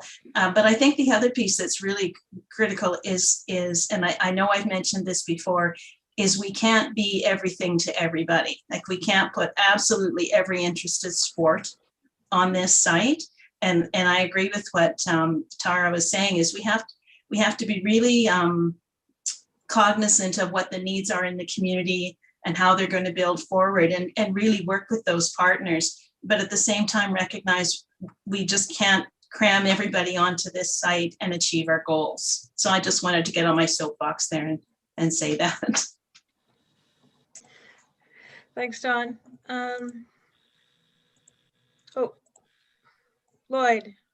Yes, with all the suggestions coming up, becoming just wild and windy, so to speak, is that Kyle and Greg, they're trying to explain to us what's in place now and keep it basic, keep it there. But we just, and like Dawn just said, we just can't keep adding more and more and more and more. So we pretty well have to cut it off somewhere. Yeah, Lloyd, it is a good point. We have to stick. That's why we need to land on our guiding principles and to start to narrow it down. But it's always part of the point of this committee is to represent the views, and so it's good to get those out there. And going back to Leah, what Dawn had said too is that the pickleball group did a pretty good presentation to us on a possible alternate site, not Horse Creek, but maybe in the Midford Park area, somewhere like that. And it may have merit too, so we have to look at that. Yeah, I agree. Okay, so group. Okay, it's 8:49. I think we're definitely going to be going over, which is, I don't like to do, but this is a very important conversation for our community. Is there any other comments, questions on kind of the optimization amenities piece, or can we turn it back over to Kyle and Greg? Not seeing anybody. Okay. Oh, Leah, was there another comment? You just twitched to the wrong moment. Sorry, I didn't put my hand down. Sorry. Okay. Okay, gentlemen, back over to you. Thanks. Appreciate that. Great to have all the perspectives for sure. Kyle, what happened to our presentation here? Kyle just sent me a message. His internet dropped. Oh, no. But I think we're right at the point where Devin was going to do his presentation, wasn't it? Yeah, I think we were generally at, the solar. So maybe yeah, mine's actually pretty brief. I'm just going to throw up a quick slide where we were last time and give a bit of an update. This was the model we were looking at before when we had kind of talked about funding opportunity, working with Interpipeline, 2.5 megawatts. The orange space you see there, it's actually a bit larger than what would be required for that. But just to kind of use up a bit more of the space, this was looking at if we had 50% funding with a 50-50 partnership with Interpipeline where both of us would put in. it would be roughly 1.75 million to get to that 3.5. With that, we create a community benefit agreement with Inter Pipeline, who would own and operate the solar farm. And then as well, we get this community benefit agreement, have a $250,000 per year revenue to the town, which would help us fund the operations of the park. What we've been doing though is, and then here's the offsets, is 140 homes and GHG savings, likely tied to an education program with the high school there, as well as our other partner, Cochrane High School Sustainable Development Committee, really focused on tying in that education piece on renewables as well as carbon-based with the Inter Pipeline gas extraction plant. They do a lot of really interesting things there, actually kind of cleaning the gas, using it to make plastics and different kinds of different things for that carbon industry. So really an interesting site that can be tied to the education part of it. That being said, Inter Pipeline is fairly motivated on this project. So they're actually looking at the numbers for it without grant funding. And even what if there was no town capital? What would that be to get this project moving? Again, if we save that 1.75 million, what does that mean for us? But we could use that towards the park and still have some community benefit agreement where we're getting some funding for that. So really right now the project is sitting with our consultants, Ascent Energy Partners, for the project, as well as Inter Pipeline. They're going to come up together with a proposal, and we're going to be looking at that. Obviously, if we can get grant funding, we're not going to turn our heads at that. We're going to take it. But they are looking at this project, looking to try and get a proposal to the town, something we can get fulfilled in October. Here again, just another shot of our site. We'd obviously want to make that connection to the northeast corner to tie into Inter Pipeline. There is a substation there, but we'd actually be going behind the meter to offset Inter Pipeline's energy use. They're actually even considering a larger solar farm that would tie into their portion of their behind their fence as well. So again, great opportunity, really leverages the skills Inter Pipeline has and their energy use. So really exciting project, but we're just in the proposal stage of that. So happy to take any questions on it. That was, I think I kept us on time. Yeah, we got like 5.5 minutes for questions, and like such a huge thing to ask you questions about, Devin. Very exciting. Dawn, question over to you. Just a question around the development of the solar park wouldn't necessarily be tied to the development of the sports complex. So you could actually go ahead and build that right off the get-go as soon as, I know nothing about it, but as soon as you possibly could. And then the sports complex could come in phases after that. And possibly some of the money from that could go towards. Yeah, exactly. So the idea there is being within a municipality too, it's actually a lot quicker to get a solar farm approved. If we were in Rockview County or outside, there's a lot more regulations to that. But once it gets pulled into our boundaries, we can move fairly quickly on that. Inter Pipeline again is motivated to look at that. So it could be the first real phase of this getting developed. Again, it's also out of the way. And again, low traffic solar farms are very low traffic, low maintenance, especially ours are just ground mounted, no tilt, anything like that, or no mechanics to adjust for the azimuth. It's really a very simple, easy, tried and true technology. So we just have to keep the baseball fields a long ways away from the solar panels, right? Preferably. I mean, they can take some impact. They usually can stand some pretty big hail storms, but good idea. That is my big contribution there. Okay, so Kyle, Greg, where are we at then? I think we pretty much rounded up your presentation. What feedback do you want from our group tonight?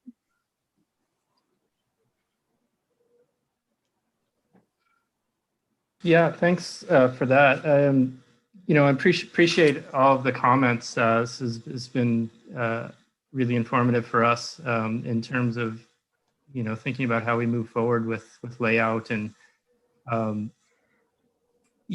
think that there is certainly some conversation around going back to the level of play and what really wants to be accommodated on the site.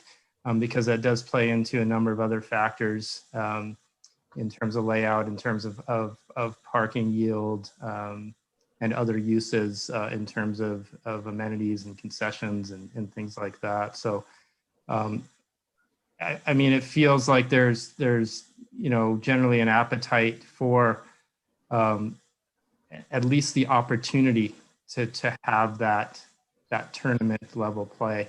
And really, at this point, I think it's a field size thing. And I know somebody commented in the chat about softball fields versus baseball fields, and I think that's a consideration too. But I think it's a good opportunity for us to look at dimensionally what those things need to be to accommodate tournaments or provincial tournament play.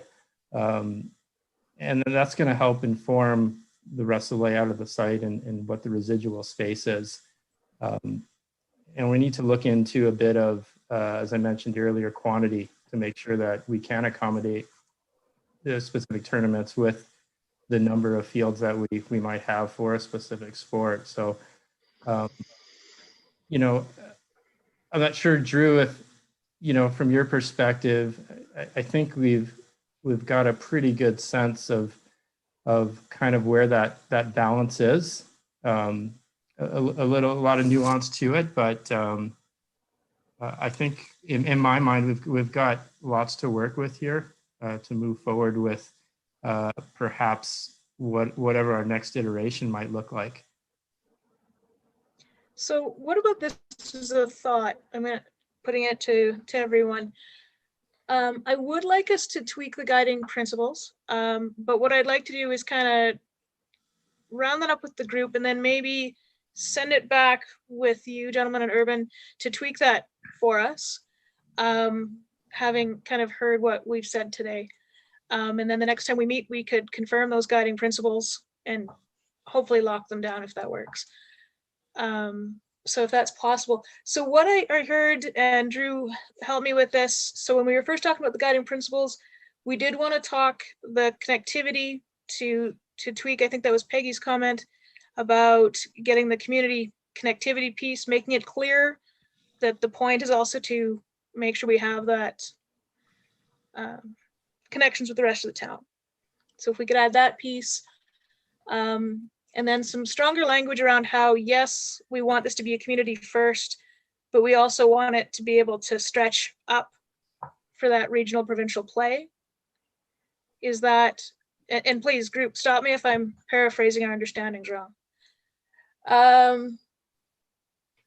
So those are the two pieces. One of the ideas I'd also like to put to the group, and one of the things that's really exciting me about this is, could one of our guiding principles be innovation? Because I think it would be absolutely great to start taking these water ideas and mixed use and the solar panels and really celebrate this as an innovation park where we can showcase that from an educational perspective. So it's just kind of an idea I had growing as we went through the discussion. Any thoughts on that from the group? Yeah, what about innovation towards or related to environmental sustainability?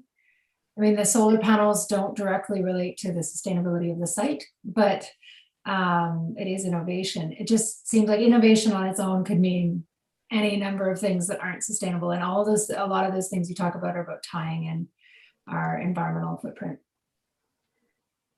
Yeah, like I leave it to people to wordsmith, because I do appreciate like the innovation for the environment, but I just love the innovation of the municipality making $250,000 to offset costs is really exciting from somebody who has to vote on tax rates. Well, you can integrate innovation for a number of different purposes, right? It yeah, just so innovation is for, yeah. So triple bottom line innovation, or however you want to do it, but I would like to celebrate the innovation of the site. Leah, do you have any comments? No? Okay. No, I'm just nodding. Is my hand still up? I thought it was down. No, Sorry. I think your screen's just really sensitive.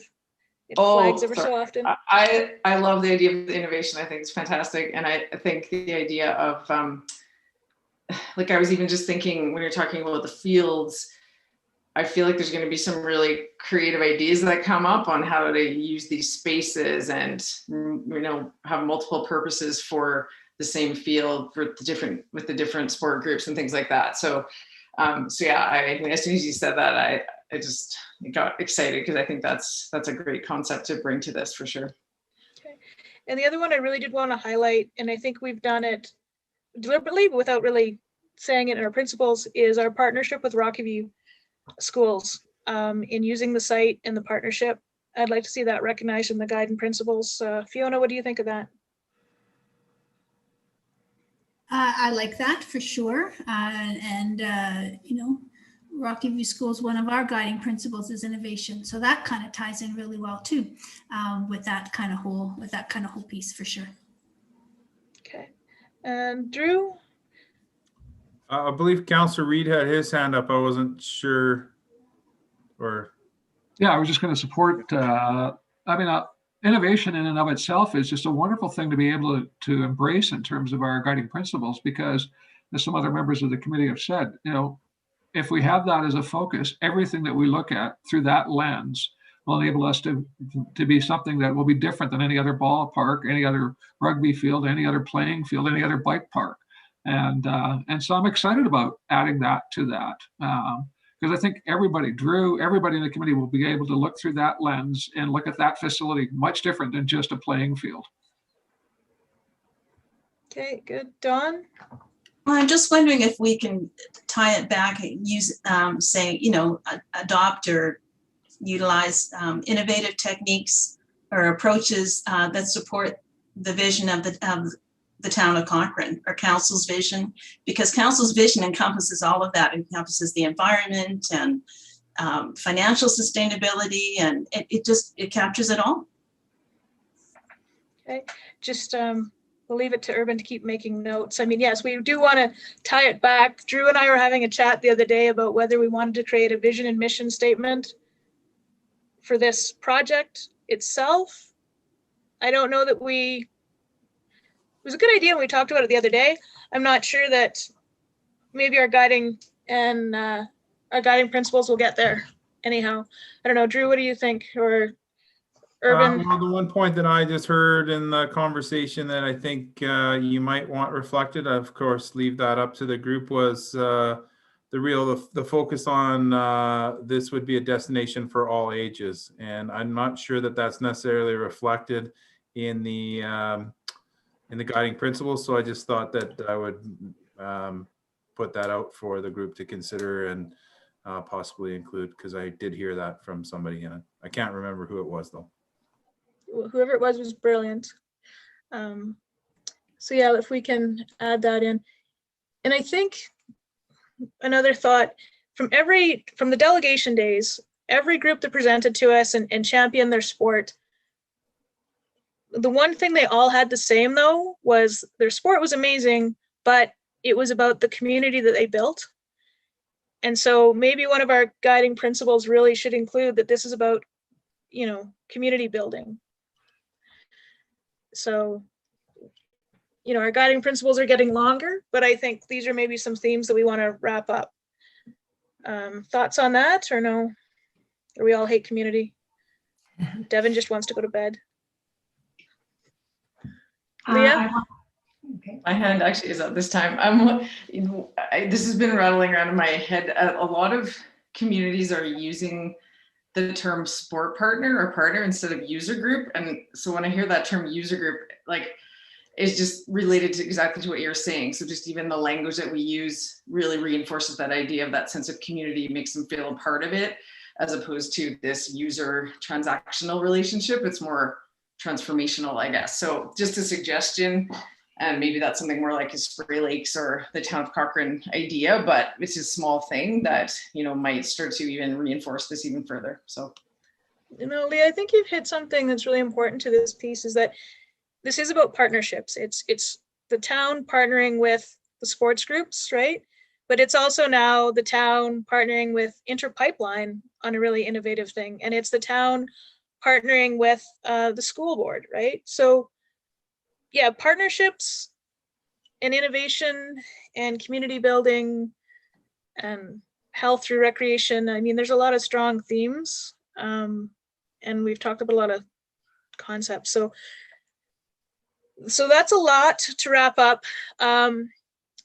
But with this end of the conversation, if we were to kind of direct Urban to go away and to take the feedback from this meeting and come up with the next iteration of the plan and a next iteration of the guiding principles, and then we would get a chance to look at it and reaffirm from there. Does that sit well with everyone?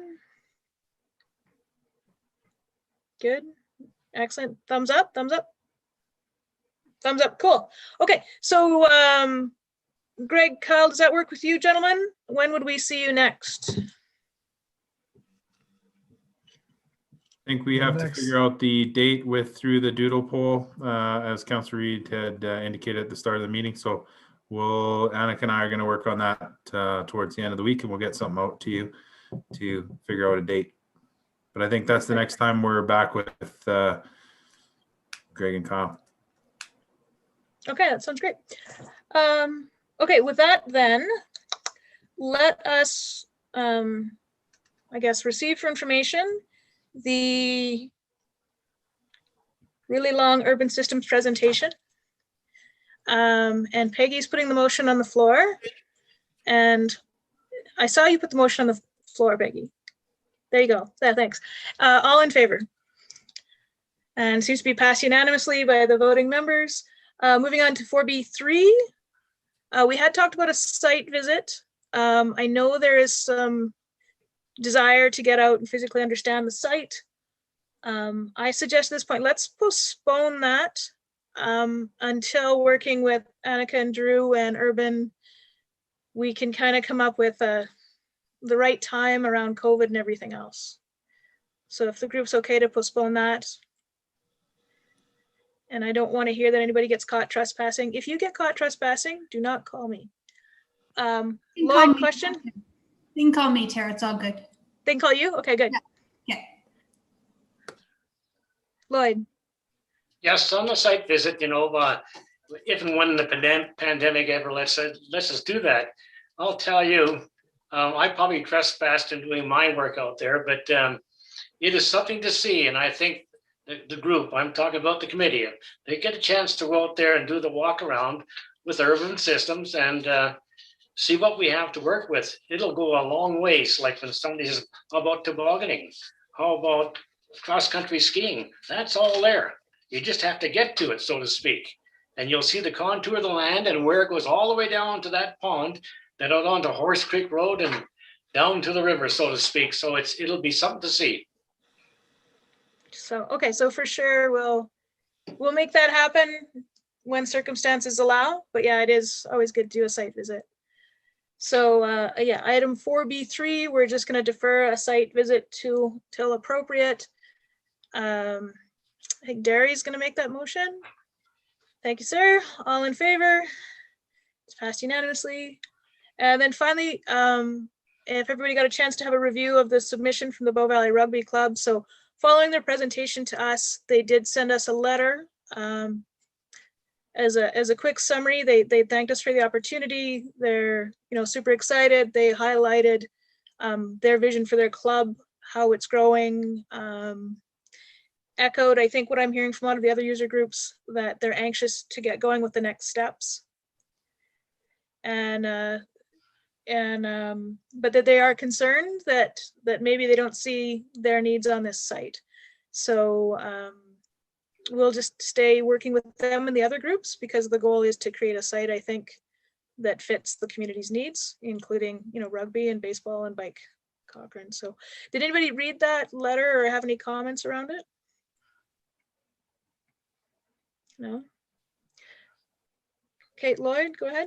Yeah, it almost sounds like in reading the letter that they were getting maybe a little bit impatient and thinking that maybe they'll go back out the rolling range and maybe pursue that one some more. But, if we give them the opportunity for Horse Creek, and that Horse Creek is down the road a few years yet too, so they have to keep that in mind.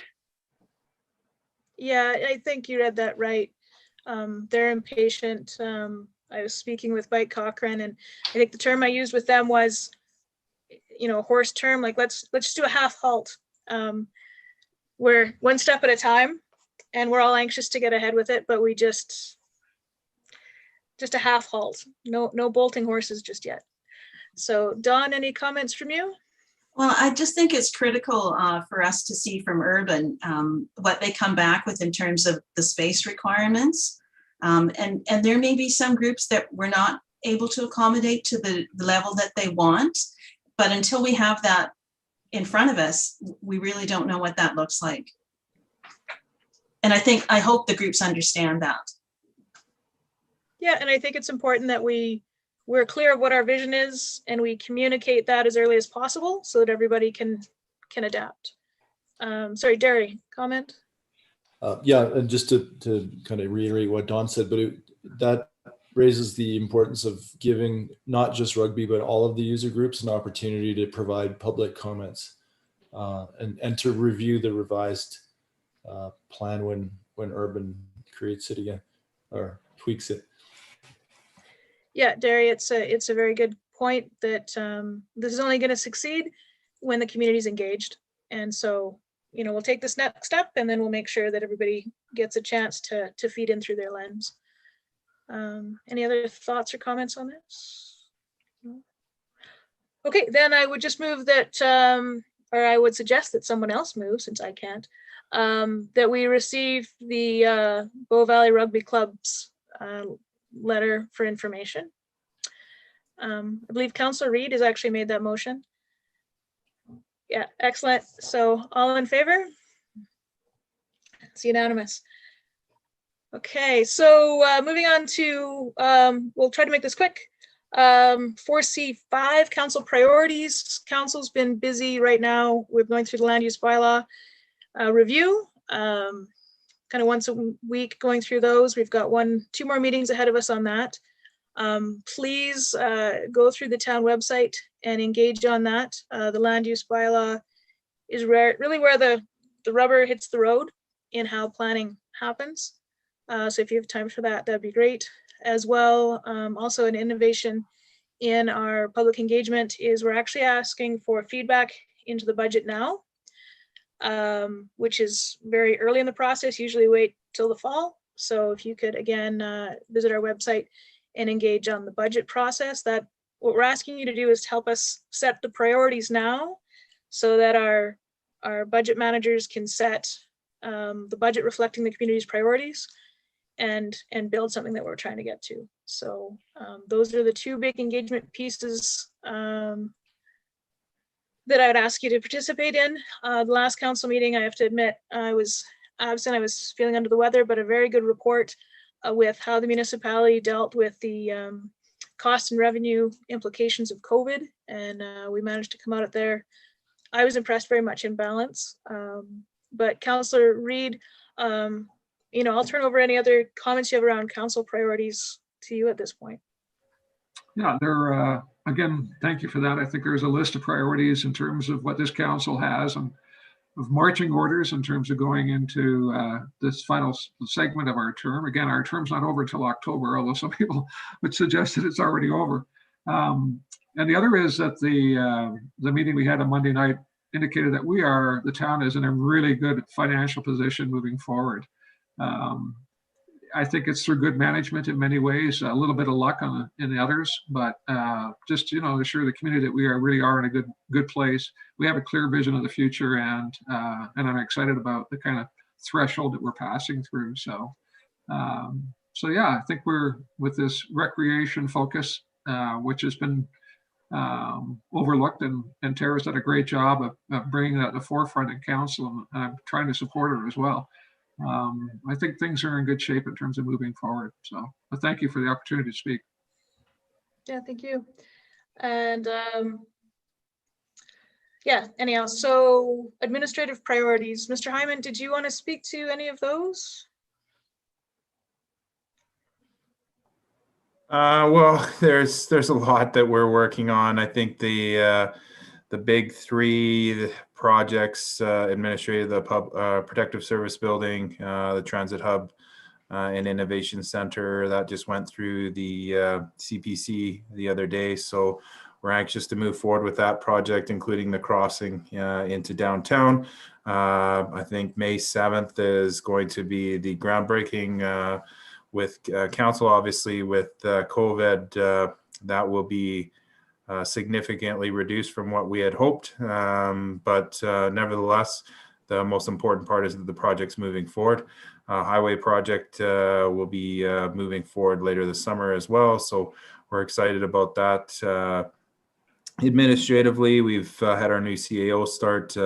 Certainly, we started with the meeting with some of the departures. You know, we're trying to respond, and certainly it's providing us an opportunity to do an evaluation of you know, the structure and where we're going to be as an organization. It's been really great working with Mr. Derricott, and exciting things ahead. So yeah, we're busy over there, that's for sure. Yes, change may be the new normal, and nobody's ever bored at the town of Cochrane. So thank you, you know, Drew and Devin, Karen, Annika, all of our team. They work so hard for us, and we are really well served by our public servants. And then, so committee priorities. Did anybody want to bring up any tonight, or? No? Good. There are other meetings. And then a round table. I say, yeah, Justin had to leave us. We managed to kind of promote Leah's public engagement process. Was there any other items that we wanted to do? Alex, did you want to speak from the Spray Lakes perspective? I'll wait till next meeting. I recognize the lateness of the hour, and I appreciate everybody's time. Okay. Fiona, any update from the school board's perspective? Not at this point. It's bedtime. It totally is. Okay. Well, thank you, everyone. I will call then for a motion to adopt the communications priorities and engagement updates. I believe Mark actually made that motion before I called in him. Thank you. All in favor? And that's passed unanimously. So next up, we will get back to you on the next date. We are going to have to bump it from the Tuesday, and we'll get back to you. Kyle and Greg, I did want to thank you for your presentation tonight and your good work, and all of the good work you're going to do for us. I think, I know we've changed the direction on you a little bit, but it's an exciting project, and I hope you're enjoying it as much as we are. So thank you for your work. So excellent. All right. Well, thank you, everybody. It's 9:19. The only decision I get to make at these meetings is to adjourn it. So we are